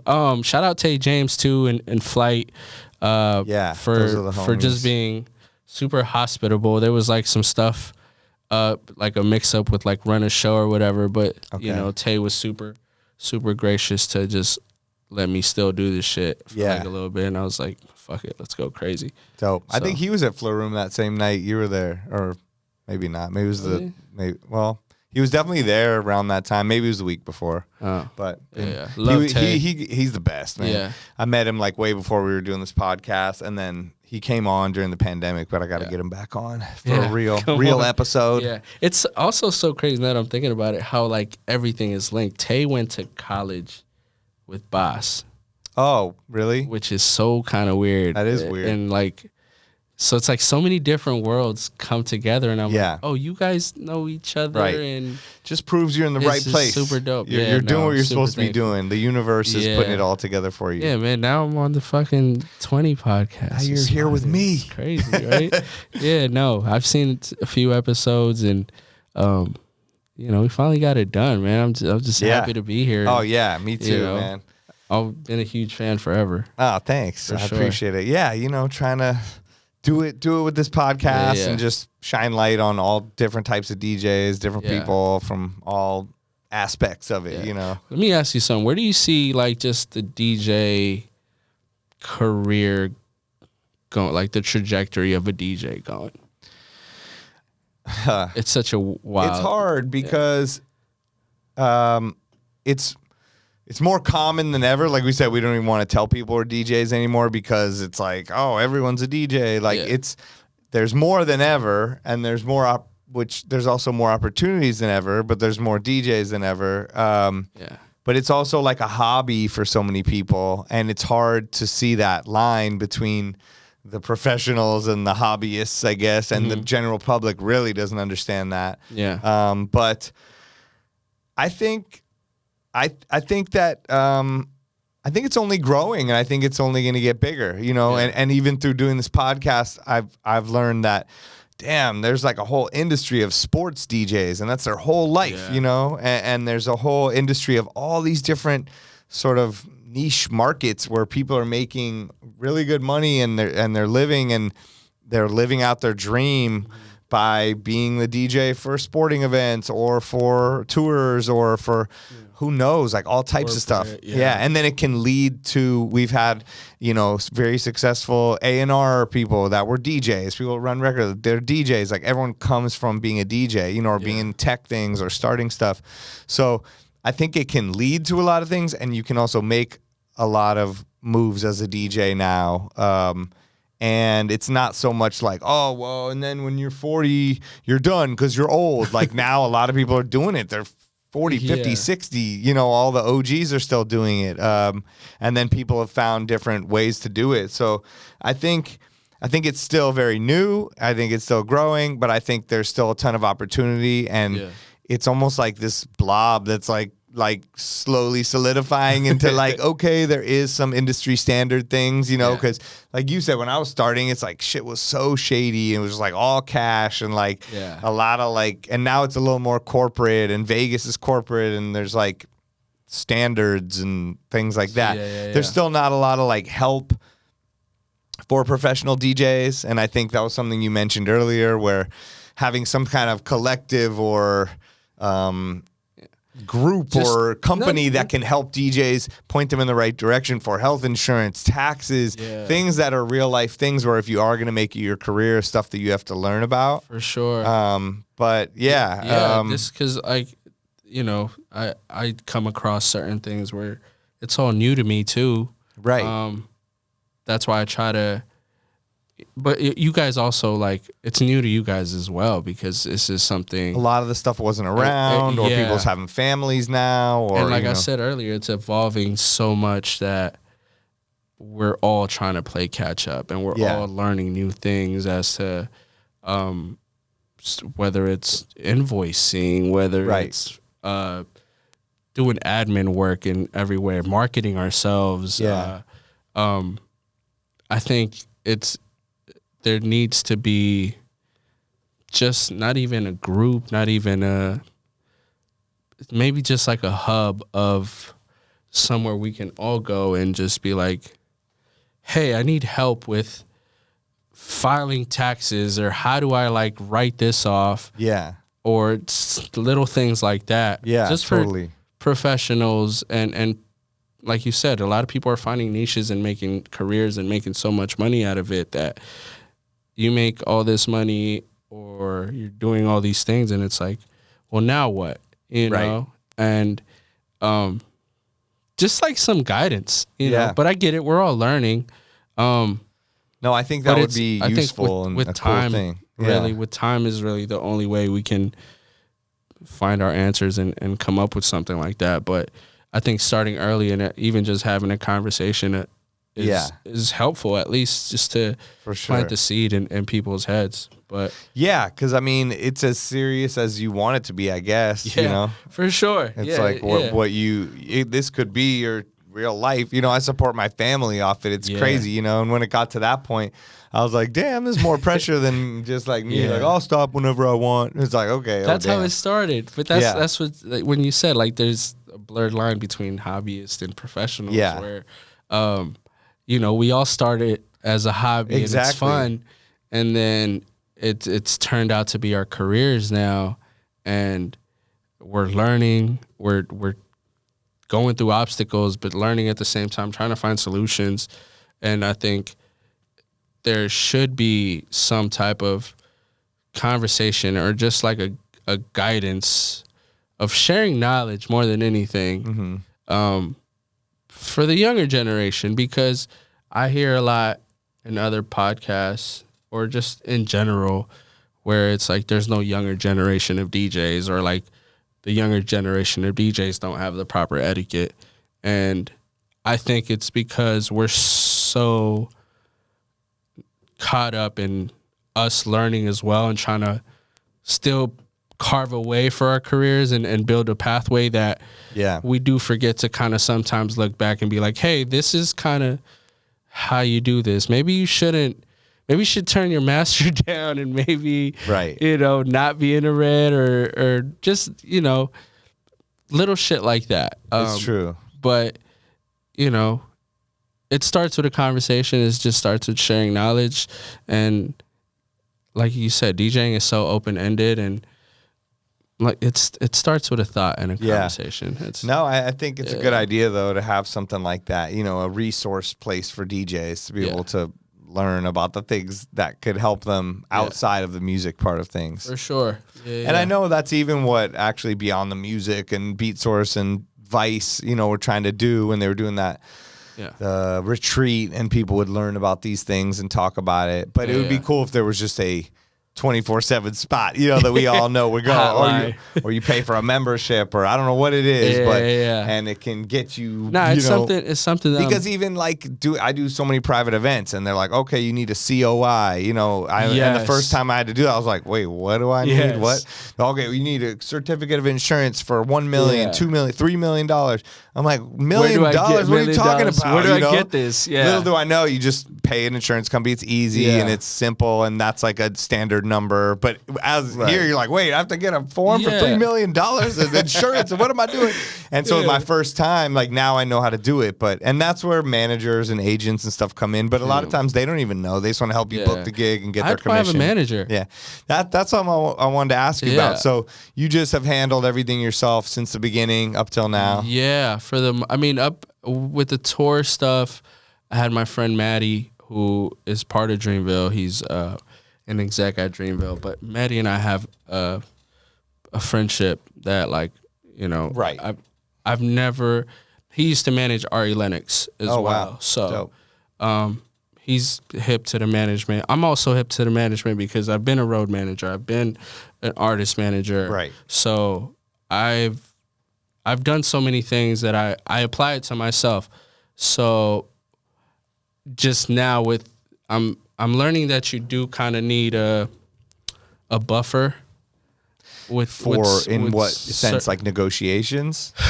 Negotiations for sure, and just little things like whether it's like rider requirements or you know, because sometimes, like, not to be an asshole, but like I do need a certain type of equipment if you do want me to do my job. Yeah. You know, before I was very lenient, I still am.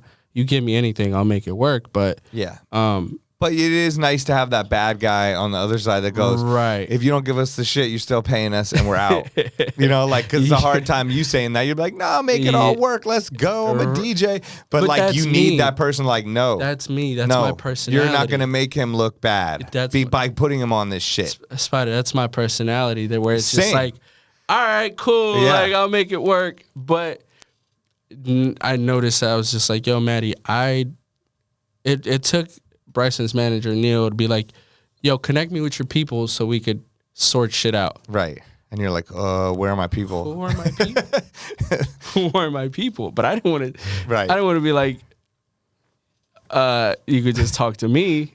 Right. So the first person, you know, me and Maddie talk every day. So I was like, yo, Maddie, I need a favor. Can you just like close this shit out for me? And, you know, cool. But as far as that was it. That was the closest thing I had to somebody managing me. So like, if you're booked for Hawaii or wherever, you're just booking the flights yourself. You're handling everything. You're seeing who's picking you up at the airport, or if you get an Uber or whatever. You're handling every little thing. Every rider, every detail. Would you eventually pass that off to someone if it was the right situation? Now that things are getting a little hectic, thank God.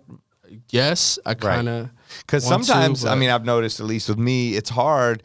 You'll start to lose. You might lose some gigs or lose some relationships a little bit because you're so busy and you're trying to do everything, or you're trying to get your music together, or you're trying to make that jumpsuit or whatever, and you don't write the person back fast enough, or you know, it will start to get lately hard. For sure, I'm always on top of things, but the last few months I was like, damn, how did I double book myself? Yeah. And then I have to have that conversation with like, yo, I'm so sorry. And then I have to make it up to keep the relationship and you know, just do something out of good faith afterwards, you know.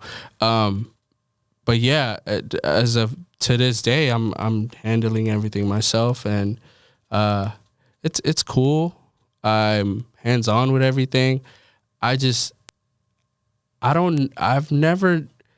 have so many direct relationships with everything that I do. It's a direct relationship. Right. Sometimes I feel like, why the fuck am I talking to your manager instead of you, you know? Yeah. So, and sometimes it does come off kind of crazy where it's like, damn, we've worked together for so many years, you're sending me off to your manager. Right. And it's not out of like, I'm being a diva or anything. It's just like, yo, I really need help. I can't really manage this. That's the thing. Sometimes it's easier for the other side too. It's a weird balance though sometimes, because then sometimes it's a turnoff for the person booking you where it's like, oh, this guy sent me to his fucking manager. Right. But sometimes they expect it, or it's even easier for them. I've noticed sometimes I'm like, oh, sorry, I'm trying to get you the thing and I'm doing it. And I'm like, well, it's my contact, so I'm going to wait to send it to my booking agent. But then once I just write the stupid email and go, hey, looping in my booking agent, everything gets handled in 1 second. And they're the business people, and I'm not. So it's like sometimes they appreciate it more, and I'll be like, oh, am I going to mess up this contact? Yeah. But then after I do it, I'm like, oh, that actually made it easier for everyone involved, you know. Not if it's a direct contact or my homie or someone who's like, hey, sorry, bro, I don't have time for you. But if it's the right time and a place, sometimes it's easier business-wise. And they can speak about you in a way that it's hard to speak about yourself. You know what I mean? For sure. You can, it's just with numbers in terms of money, you know. I hate those combos. Right. So that's why they just do it. But, you just kind of, sometimes they can get more, but then sometimes they don't. You question, oh, should I be doing it? You know. I'm just mindful of like how I'm being represented. And I'm very like not iffy on it, but I'm very hesitant onto like I have to choose the right person. Yeah. Because right now it's at a point where it could either go left or it could either go right depending on who represents me. So but at the end of the day, I think they are most of the time coming to you for you and look at your manager, booking agent, almost like your lawyer. Like, do you know who everybody's lawyer is, and do you care? And like, you know what I mean? It's like if I don't know whoever you're dealing with change their lawyer, you'd be like, oh, okay, and then you still deal with them. You know, they do want to book you. I don't want to say I don't know how agencies work. I do know how they work, but I don't internally. I've never seen how it works and how. That's why I've always been so hesitant to join something because I know it's like, why am I giving you a percentage for something I can do? I think, I'm sorry. But, no, go ahead. I didn't mean to interrupt. But it's also peace of mind, and I'm okay with paying for convenience and peace of mind.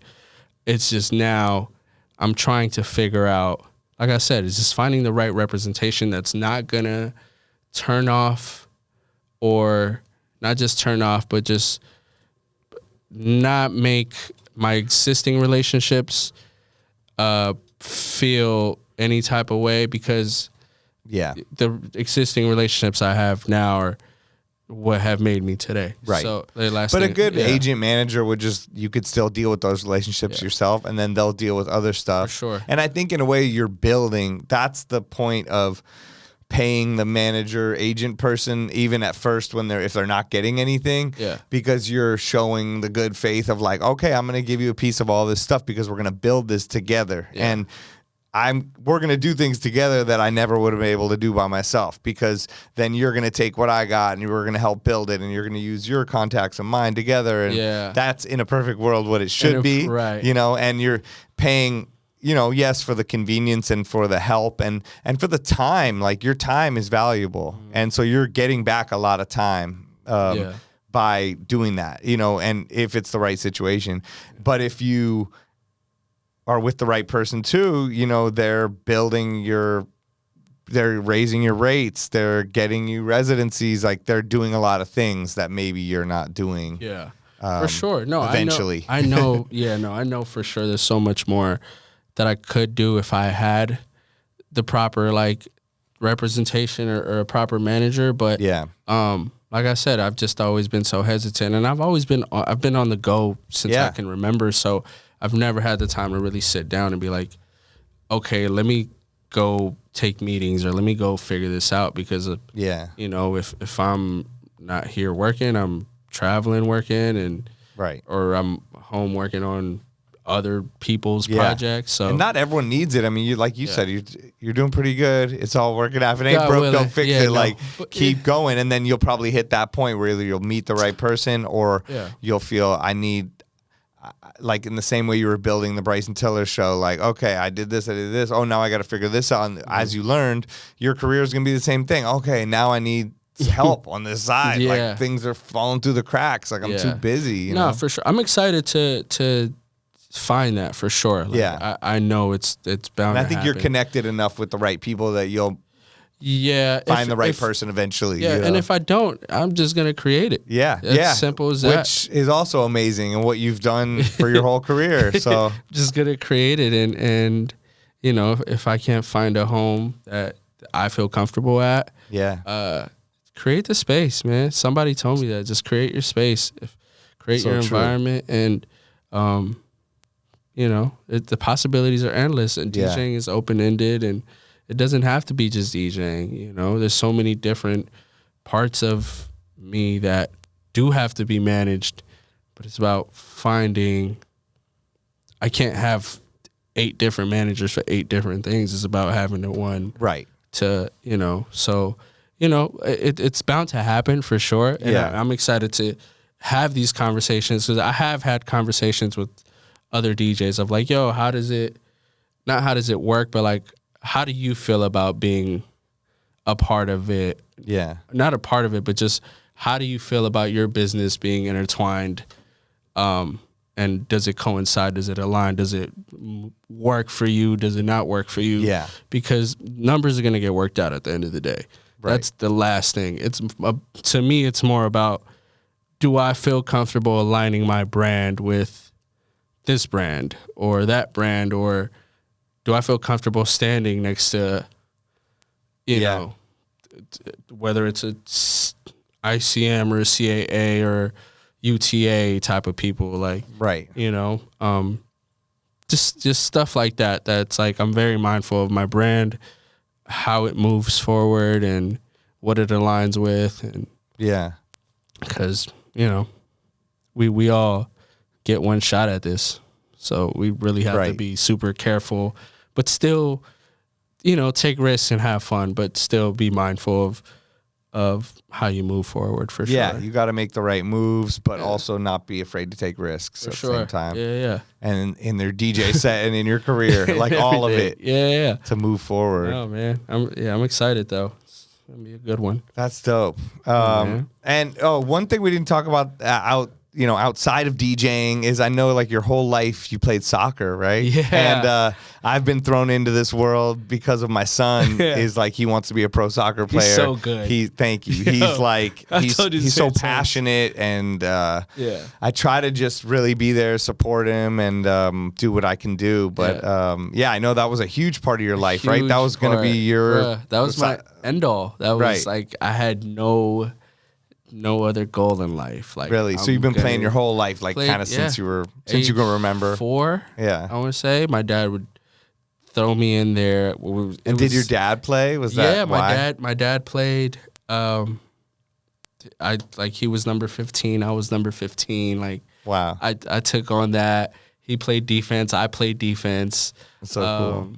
Yeah, I just try to follow his footsteps, and it was such a huge part of me that I played all through high school.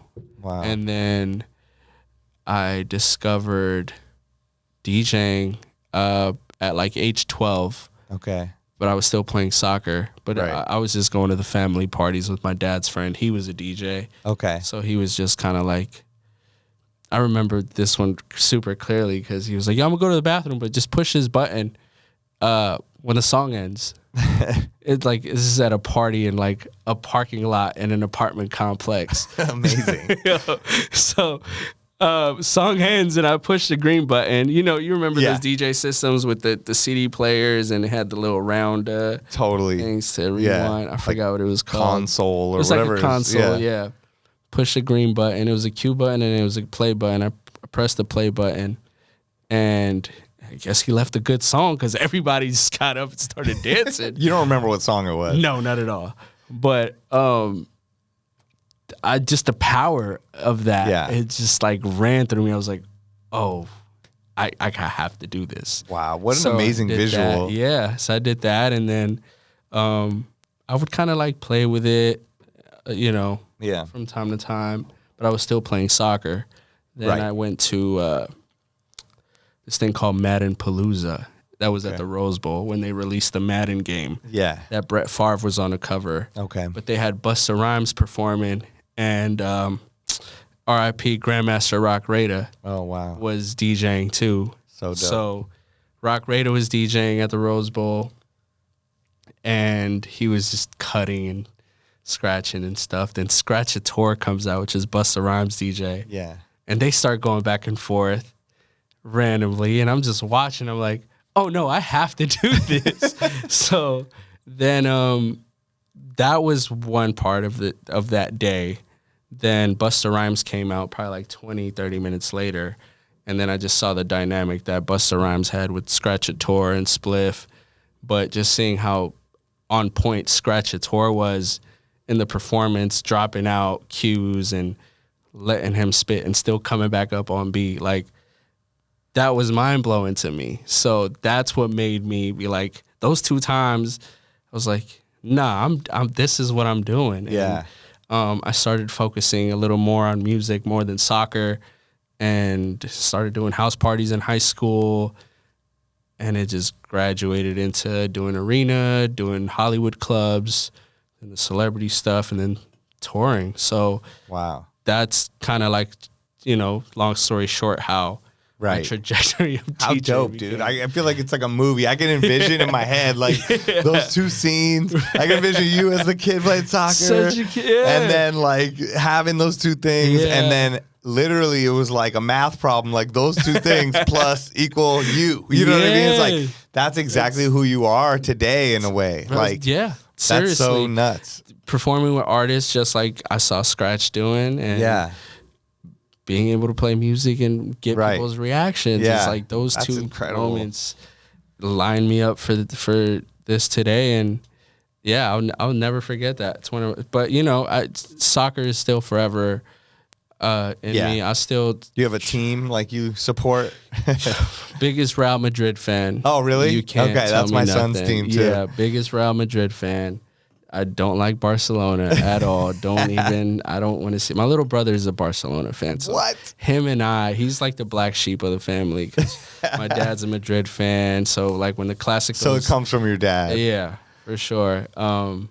Just being around him and his friends, going to the park, watching him play. And then when I got to an age where, he was a little older, then I started playing on the same team with his friends, and I was playing against grown men, and I'm just a kid on the team. Wow. So that was my life with soccer, and it's still a part of me. Like I'll do MLS gigs sometimes. Really? It's like do you DJ like at the game, or you mean like a side? No, like side corporate associated stuff. with it. Yeah, like I did something in Dallas, like an Adidas MLS Cup for like younger kids, and then they had dope. They had like some type of event. I was just up there playing music, but just still be involved in soccer somehow, some way. I wanted to do a tournament just for like, have like, I don't know if you remember when like Complex had a team and like all these different corporations, like for soccer. Yeah, for soccer, and they would play like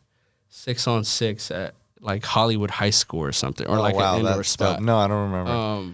So I wanted to do something like that, like similar, and just get different groups of, have TDE have a team, Dreamville have a team, but none of those guys play soccer. So it's just, I know. There's some spot in like Echo Park-ish area called Evolve Soccer, and it's like an indoor thing, but they're somehow associated with, they have this insane speaker system. EVOL. Right? Is that no, it's Evolve. Evolve. But it's like I've seen a league like that. I think like I know like Diplo and them did these things where it was like what was it? Copa del Rey. That's fire. Shout to Vlad's in here with us whole time. You guys never get to him. Yeah, and so they'd have DJs and this insane. Copa del Rey is amazing. And it was all these EDM people. Oh yeah, Beatsource versus Mad Decent. So, yeah, something like that. Yeah. I for some reason that could be dope. I just wanted to. You just gotta find the right people. Yeah, I just wanted to play soccer. My kid will play. I'll get him in there. He doesn't want me in there. No, I'm terrible now. I mean, I'm sure you're way beyond anything I could do. Like, I mean, no way. I don't know where my kid gets it from. Definitely not my side. I'm huffing and puffing by like 5 minutes in. Oh my God. We went to Hawaii. Oh, I did New Year's in Hawaii. Yeah. And we like went on they were like, oh, we have soccer game for whoever wants to play. Show up on this court, like on the roof or something, like a tennis court. And I told my kid, I'm like, oh, I'll take you there, not thinking that they're gonna try to get me to play. Right. So we like go up. And they're like, both you guys come in. I'm like, no, not me. So I end up playing with them. Oh my God. Like I couldn't breathe. My face was so red. And like my wife, if I get her, I'm like, why is your face that red? I'm like, I've never done this. Like I'm not built for this. You know? Yeah. My barber, he coaches a high school soccer team. Yeah. So he created a team at Griffith Park, like part of a league. Oh, okay. So we would play Monday nights. And I was like, yo, throw me in. Like I paid the registration fee and everything. I was like, I'm getting back into it. I'm joining. Come back in, first game. I was to start. I had no choice but to be a starter because we only had 10 players. Right. So I was in there one way or another. No subs. I get in there and Griffith Park, right by the LA Zoo, it's artificial turf. So I'm in there playing with like actual cleats because I didn't have turf shoes. Yeah. So get stuck. Not even 5 minutes in, I getting shin splints. Oh, just running like I'm huffing and puffing. Yeah, I didn't even tell them I was getting out the game. I just walked out, snug. I'm like, yo, I love y'all. Took my shoes off and I just watched the rest of the game.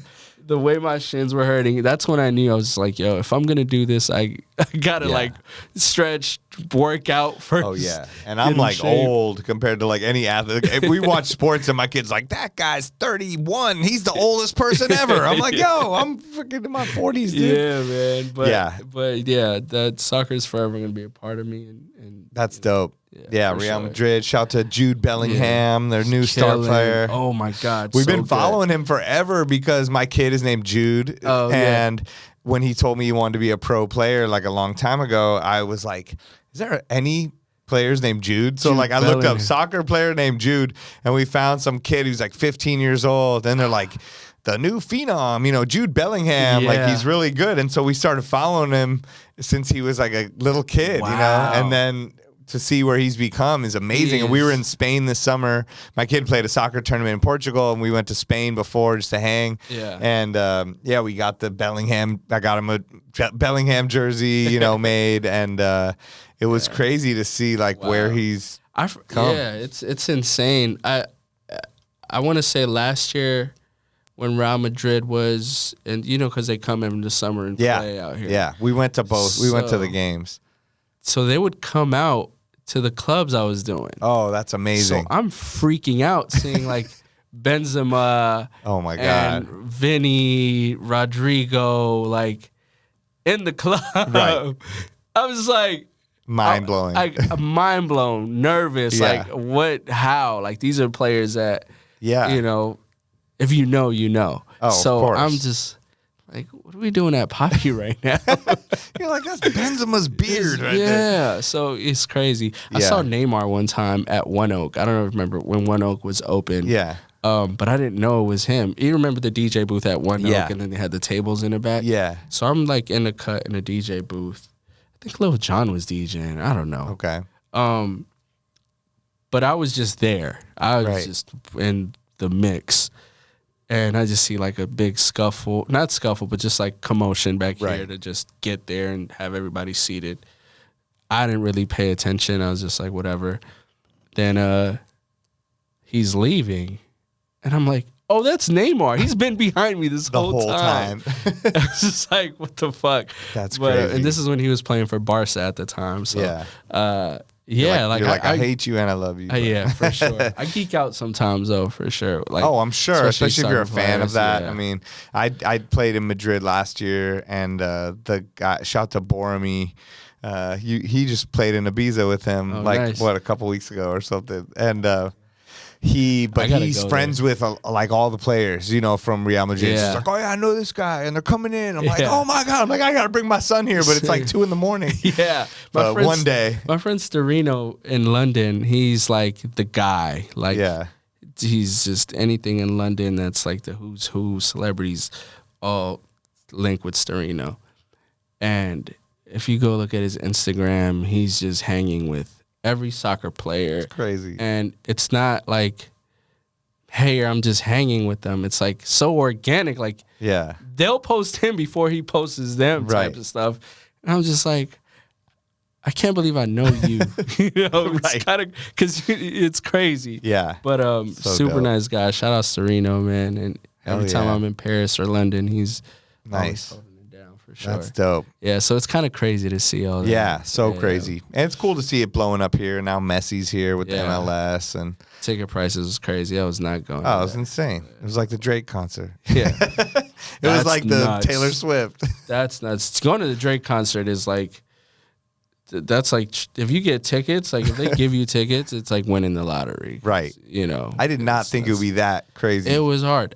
Last minute, they were like, yo, shout out to Future the Prince, too. It's like, I know his phone was super blown. Oh my God, I can't imagine. So I had to catch. Because I know a lot of people and people labels. I was like, yo, and they're like, no, not for this. I'm like, right. I saw Travis Scott's coming, and I'm like, all right, at least he's at SoFi. Maybe that'll be easier, but I don't know. So my kid's already asking. He's like, let's start working on the Travis Scott tickets. I'm like, all right. You're my cool dad. You got it. I'm also like, I don't think you're 10. I guess he'll be 11 by that point. I'm like, are you too young? I think he can do it. He'll be fine. Yeah. I'm like, I'm not getting you front row for Travis Scott. No. Be a bit too crazy. Yeah, his shows are gonna be cool though. That tour is gonna be insane. It's gonna be dope, right? For that. At SoFi. Why didn't Drake do SoFi? Well, come on, would have fit a lot more people. I don't know. Hey, love you, Drake. Shout out, Drake. Nothing bad. I'm just asking. He should have done SoFi though. Asking. I'm excited for his new album too. When's that coming? Next Friday. Next Friday. Yeah, Diddy album. Everybody was all waiting for it. And then they were like, he's like, no, it's not this week. Yeah, hopefully it's good. But I'm a huge Drake fan. Like, I mean, he's huge. Solidified himself as one of the greats at this point, whether you like it or not. Yeah, whether you like it or not, I find myself. He's so talented. Whether you like it or not, you're gonna play Drake in your sets, and I find myself at least playing. Can you imagine if they told you couldn't play Drake anymore at these spots? I've been in situations where I just like I can't play Drake. I can't play his. Yeah. Just because of. And you realize at that point, like, oh damn. No Kanye, no Drake, no this, that. No You're like, Weeknd, all right, here we go. It's like, oh shit. Yeah, no, those are tough. Those are like tough gigs where you really find out what you're made of. Like, for sure. Because it's like, and you have to be up on everything. Like, I know. Whether it's, this person doesn't like this person, or you can't play like this literal relationships. Them. Not even just up on the music. Not even just up on the exactly. How do you stay up on music stuff?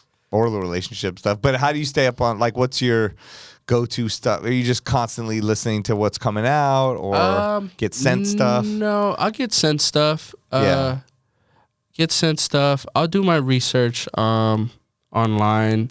Yeah. I'll go on, like, DSPs, and I'll check out a couple playlists, or like do the browse thing. Or sometimes what I do is I'll pick a song I like, and I'll just let the algorithm do whatever, and it'll give me like a station. And I love doing that. I'll find shit that I was like, oh, this is dope. Right. That's kind of like some AI collaboration. In a way, it's what it feels like. I'm like, oh, okay. Yeah, like, but that's kind of how I stay on top of things. Yeah. But yeah, I'm trying to focus more on building out my sets. All sets are different. All crowds are different. But like we were talking about the library organization earlier. Yeah. Just being more. I just need to be faster. Right. With certain things, certain decisions, certain like just having shit at hand.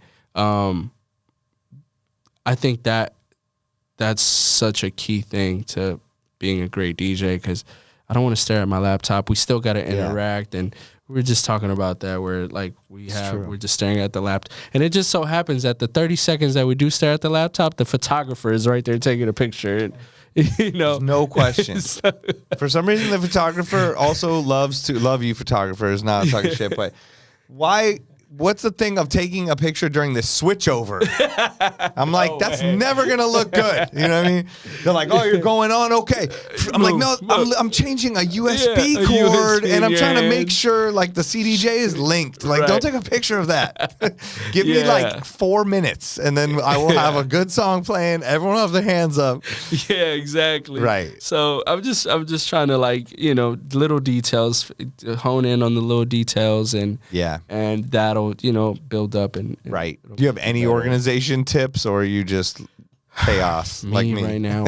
Organized chaos right now. Same. It's like things will pop up in my head. I'm like, oh, it's not there. Where is it? Oh, I spelled it wrong. You know, so trying to avoid those mistakes is what I'm really trying to focus on now. Right. And just stay super consistent with playing, man. Trying to do a lot more gigs and try to work and branch out a little more outside of LA. And just. Well, I mean, you've gone around the world at this point. Yeah, but like you know, but maybe you're saying maybe get club residencies in other cities or something. It goes back to the Ross video. Yeah, it goes back to the Ross. You want to live the Ross video. Yeah, live the Ross video. That's been a dream of mine forever. Right. That's why I've been so like I want to do Vegas. I want to do the big rooms. Because the kid in me saw that Ross video and I have to do that in order for me to be satisfied. Totally. Regardless of what celebrity event I do, like what I want to do is what Ross was doing at that time in that video, and Eric Deluxe, Vice, all of that. So yeah, that's kind of where I'm trying to head a little more, and the touring will be there, and try to do everything at once. What about like music production or are there any other goals you have kind of going forward? I think going forward in regards to music production, I can't sit there and work on a snare for 45 minutes. I know that about myself. But I know what sounds good and I know what doesn't sound good. I know that for a fact. Right. Because it's been proven. Yeah. With records that are out to this day that people won't know that I had a hand in. And that you were kind of there for the process in the production room. Where it's like, yo, move this here.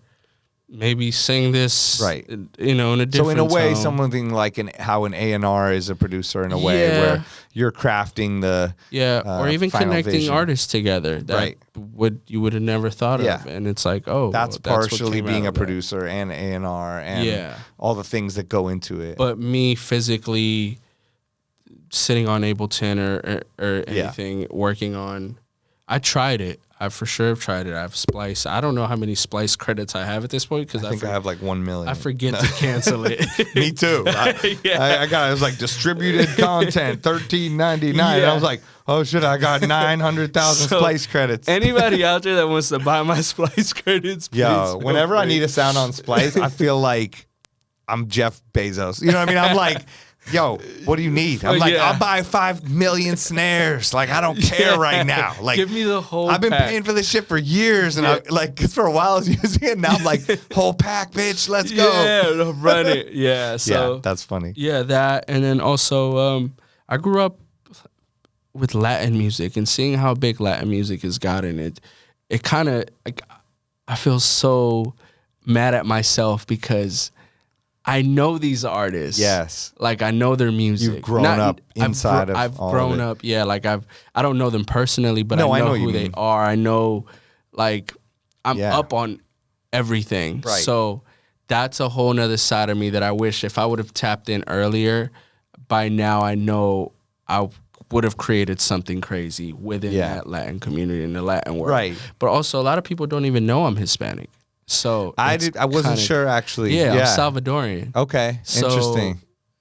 It just goes back. I play a lot of hip hop and all that, so people don't think I'm Hispanic.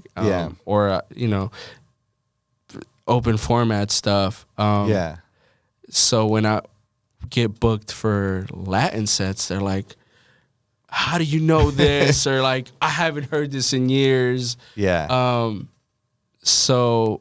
I want to tap into the Latin world a little more and just seeing what like people like Tiny have done, and like the whole Neon 16 imprint with like Lex Barrero, and seeing even what Bad Bunny has done with just like his brand and taking things that work in the hip hop community or any just American artists and seeing them implement it into their careers. It's like, it could be the tiniest things of how you release a record, like Bad Bunny being mysterious with it. Yeah. To the Latin world, it's like, oh my God, it's brand new, but we have Travis Scott doing it. We have Kanye. We have Jay doing the 444 billboards everywhere, not knowing what the hell it is. True. So to see like Bad Bunny kind of take a page of it, but still do it his way, it's like, damn, like I could have probably gave input to like some Latin artists if I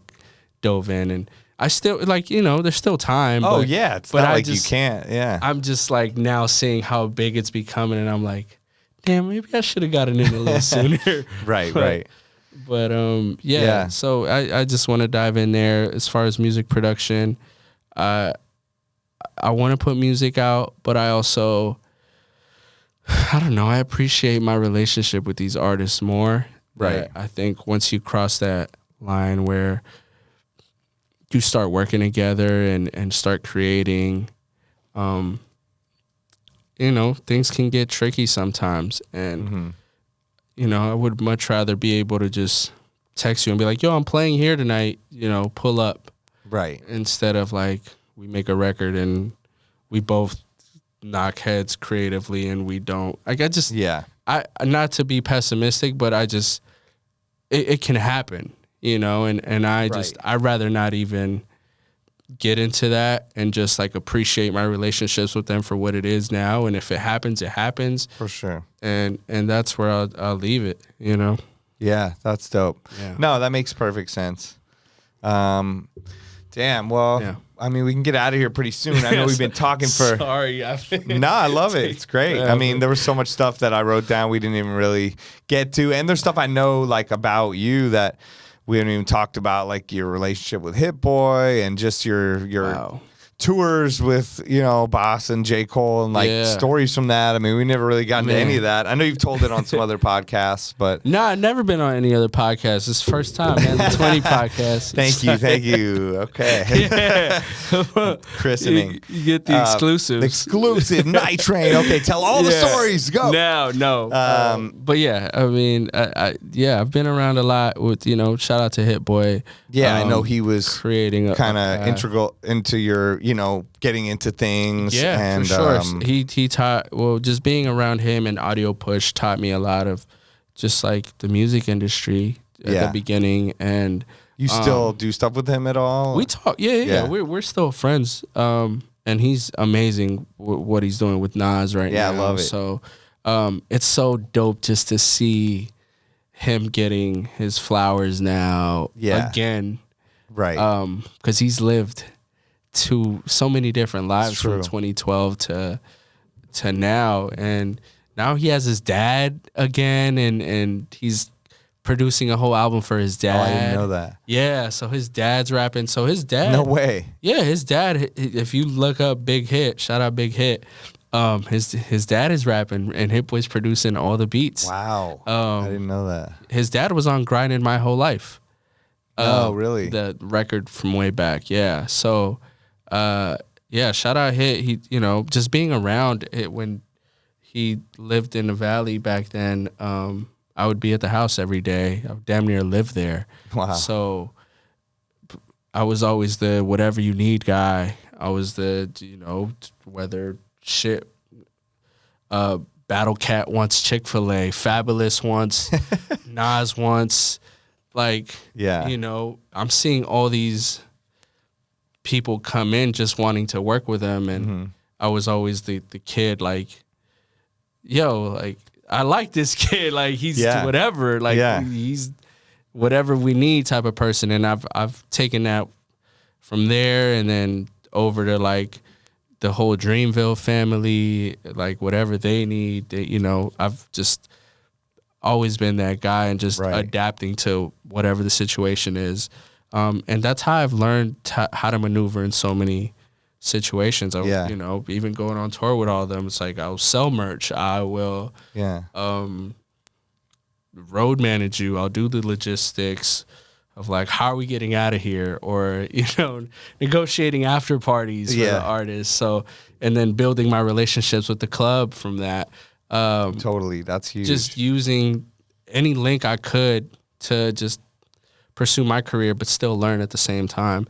So yeah, definitely shout out to Hit, Audio Push, Price, Octane, Cass, everybody from that time period that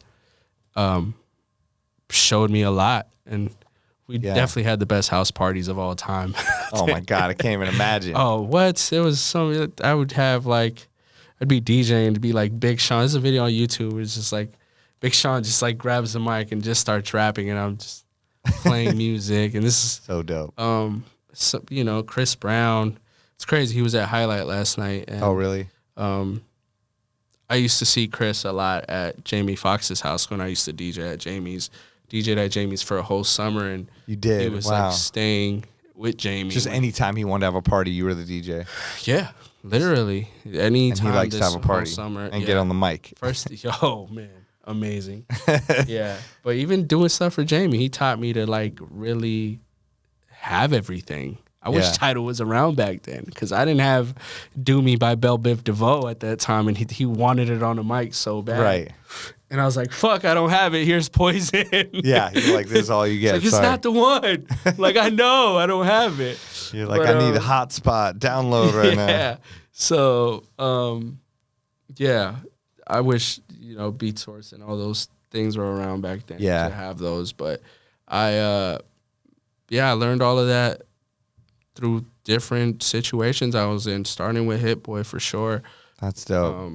And learning A&R, learning split sheets, learning just the business of music, and watching all this, and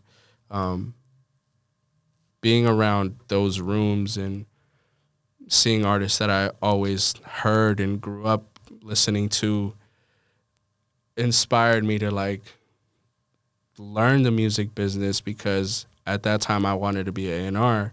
Yeah. There's no other better place to be at the time than be with the hottest producer. And, exactly. You know, he had the Paris joint, he had Click, he had the whole Beyonce stuff at the time. Yep. Everybody wanted to work with him, so I thank God for putting me there for sure. But it was such a great opportunity, and sometimes I wish I was a little older at the time. But I'm glad that things worked out the way they did. Yeah, for sure. Yeah, no, it's just another step for you, you know, and another thing that you've taken and you know, utilized, and somehow you're around all these people that are doing shit, like I said, in the most high level mainstream things, but staying true to their music. You know, all these people you're with, you know, from everyone we've mentioned, even Cole and Boss. That's what I'm saying. Like that's all those guys. It's you know, I love their new song, by the way. Passport Bros. So good. So I love the Afro beats kind of vibe. And that's all Boss, man. Like he's good. He's you know, I mixed it with the Afro B Casamigos song. He has a song about Casamigos, Afro B. I heard it. Yeah. And then I play their song right after, because they're like, we're not drinking that. And so like I put it together. Yeah. It's like, okay, if you like one, you'll like this song. You like, you know. He has another song with I do Kenley Gold or something like that. I think that's his name. So some of the names are not the best at pronouncing. I think that song's gonna be really dope. Who Boss has a song with him? Oh, it's gonna I can't wait to hear. I love everything Boss puts out. I mean, it's like from stuff that just sounds like soulful, dope hip hop beats to like, I mean, so versatile, very versatile. Yeah. Like I love it. Yeah. I play his stuff at so many different types of events, whether it's like some corporate, you know, Netflix party or a club or the floor room, or you know. You're better than me.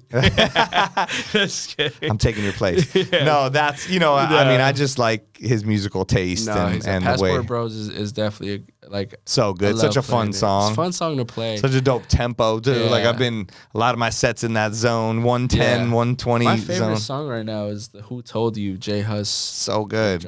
I love it. So good. It just feels so good. I got this eccentric edit of it last night, actually, and I played it at the gig, and he put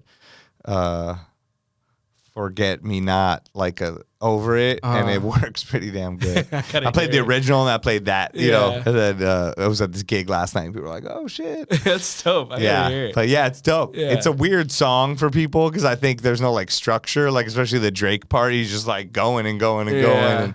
But I love it. It's so good. No, for sure. That's one of my favorite songs right now. Any other songs that you love playing right now? That I love playing right now. Yeah, who told you? Damn, nothing. It's so hard when it's you're that unorganized computer, man. Yeah, I know. People ask me too. I'm like, I know. I don't know. I don't have 9, 10, 23. It's funny. It's like you mentioned in the beginning, like our job is to make decisions, but then a lot of times it's really hard for me to make a decision. But then when I'm DJing, I'm like the ultimate. I can be I'm like, I wish I could apply that to my normal life. My life, yeah. Because I'm the ultimate decision maker when I'm DJing. It's like I'm so good at it. And then when I'm in my other, I'm like, oh, should I do this? Should I do this? I don't know. I'm like, I need to get my DJ brain like, listen. Seriously, right? We should bring that over. But, yeah, the indecisive. Yeah, no, who told you is one of my favorite songs. Yeah, that song's dope. And then Stay a While on the Diddy album, which, should drop in a few hours. That's going to be one of my favorite songs. It's Thursday right now when we're recording. So yeah, I love this night. Actually, I love DJing on this night too, because at 9 o'clock, like my son will go to sleep. I go through all the new songs. I get any ones that I think could be cool to play, for tonight.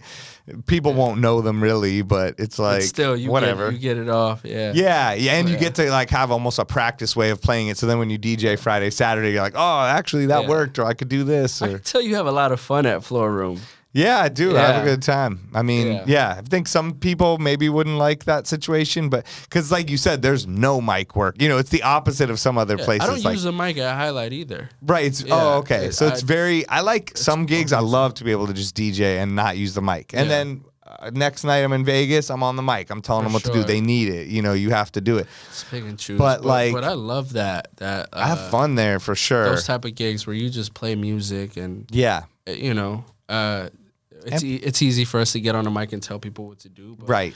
It's also nice to just really curate the moment. And feel so connected. Like I feel connected with everybody in there. I know that like, okay, if these people maybe aren't feeling, usually I can get everybody on the same page there. But like, even if not, I'll do what we said, take some risks, do some weird curveballs.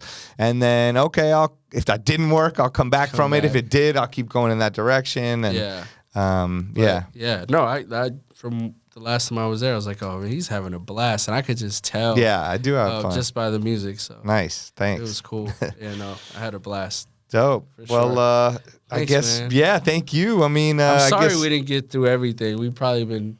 Nah, it's fine. I mean, I think what I've learned from this podcast is I try to do too much shit. I try to do their whole life story, and I'm just like, where were you born? To like, where do you want to die? And at the end of the day, like, people can look you up and see all the other things, and the little conversations we have in here are the priceless moments of just like, okay, this is the organic, real stuff that we're talking about as just friends, and that other people can hear and learn from, hopefully, and there's, you've done so much at such a young age, man. I'm trying to tackle it all. I just turned 30, bro. Yo, happy birthday. My knees hurt. Man, I'm going to turn 45 this year. No way. So, No, yeah. And when you were 2, I was. No, seriously. That's what when you're telling me all these teenager. stories about 06, I was like, damn, I was on MySpace posting bulletins and shit. I was too. I was trying to pick a song for my page or something. I know. Yeah. I mean, that's crazy. I know. Yeah. Well, 2006, how old were you?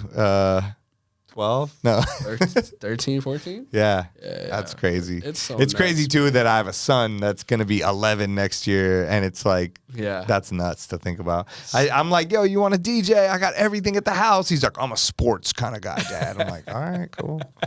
We'll see what happens. See how it goes. It's fine. I was a sports kind of guy too, so I'm not pressuring him. He can do whatever he wants. It's fine. But by that point, you'll be his manager. Yeah. You'll have everything right for him. I'll go DJ his game. Yeah. Cool. I'll be too tired from DJing. So. Yeah, nah. But no, this was fun, man. Like yeah, I said, for sure. It's such an honor to be here, for real. Oh, thank you, man. I appreciate it. So can we tell people where to find you and stuff like that? Yeah. I mean, Instagram at DJ Nitrane. Yeah, that's your main. And you're big on what used to be called Twitter is now X. X. Not anymore. It's kind of weird. You're not as much. I don't really I've slowly been falling off. And like Threads, I thought was going to like come take over, but it's hard to get into that because I just want to go on Instagram. You know, like it's not... It's tough. I can't even call it X. Like, what are you guys doing? It's still called Twitter. Tweets and Twitter, and I tweeted like Twitter. I don't know. I think I don't have. I just missed it. I don't know if you remember like that era of Twitter where it was actually fun. For sure. Yeah. Yeah. You know. Now it's just kind of like.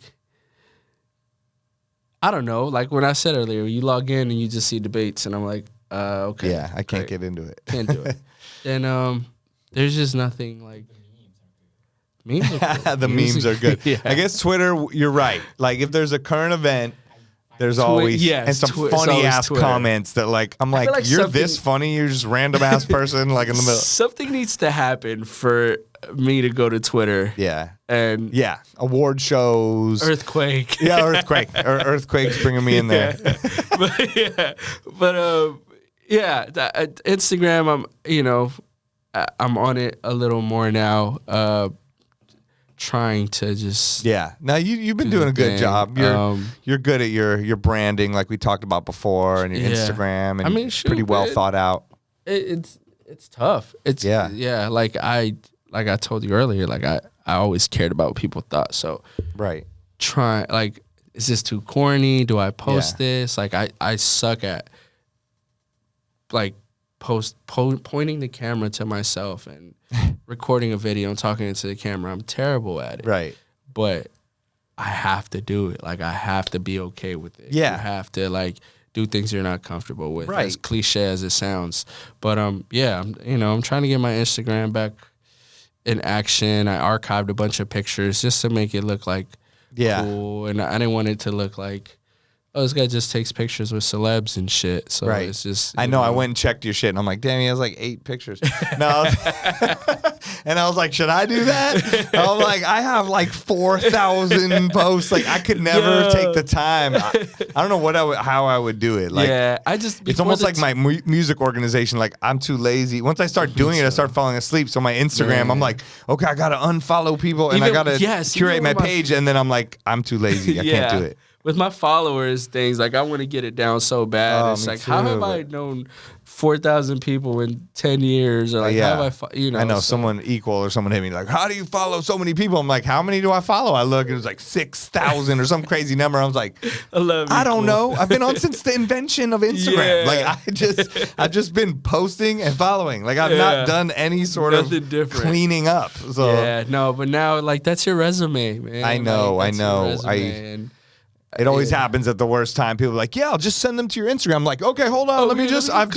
I did like a million amazing gigs in the past 6 months. I've posted 2 of them. Like, I need to get on. I need to start posting my stuff more. Me too. And we all do. Those are all things. I just started trying to make myself use the highlights more and be like, okay, just the little highlight zone. Like, if people want to see what I did or whatever, you know. Dive into all that. I don't know.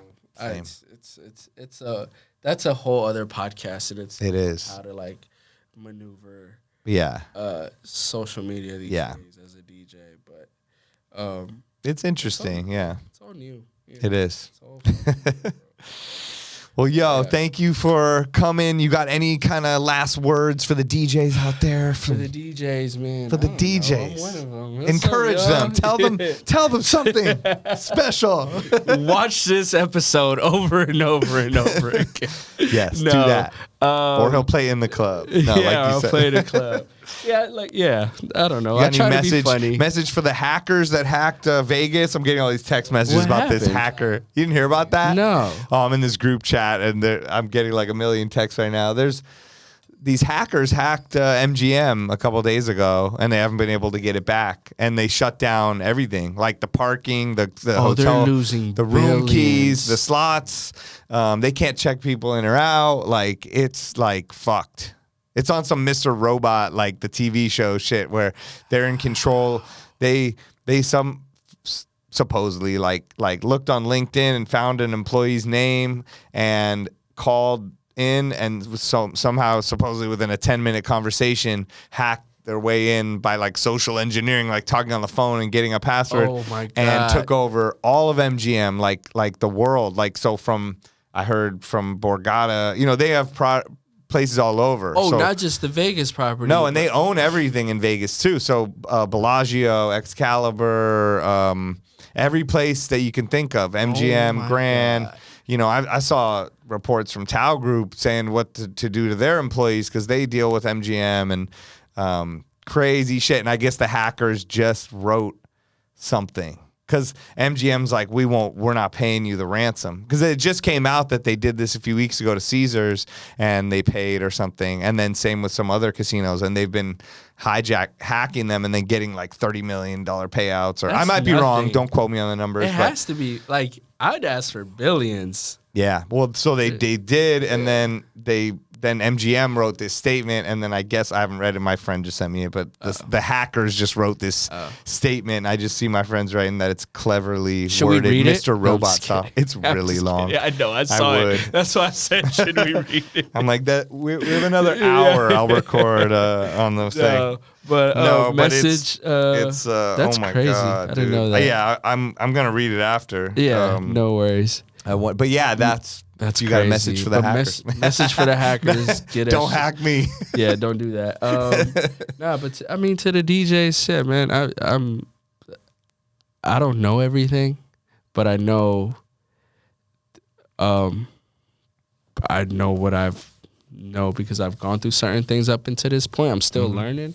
Yeah. But if I was to give any small piece of advice, is stop caring so much about what other people in the DJ community think about you and your decisions and how you play certain shit.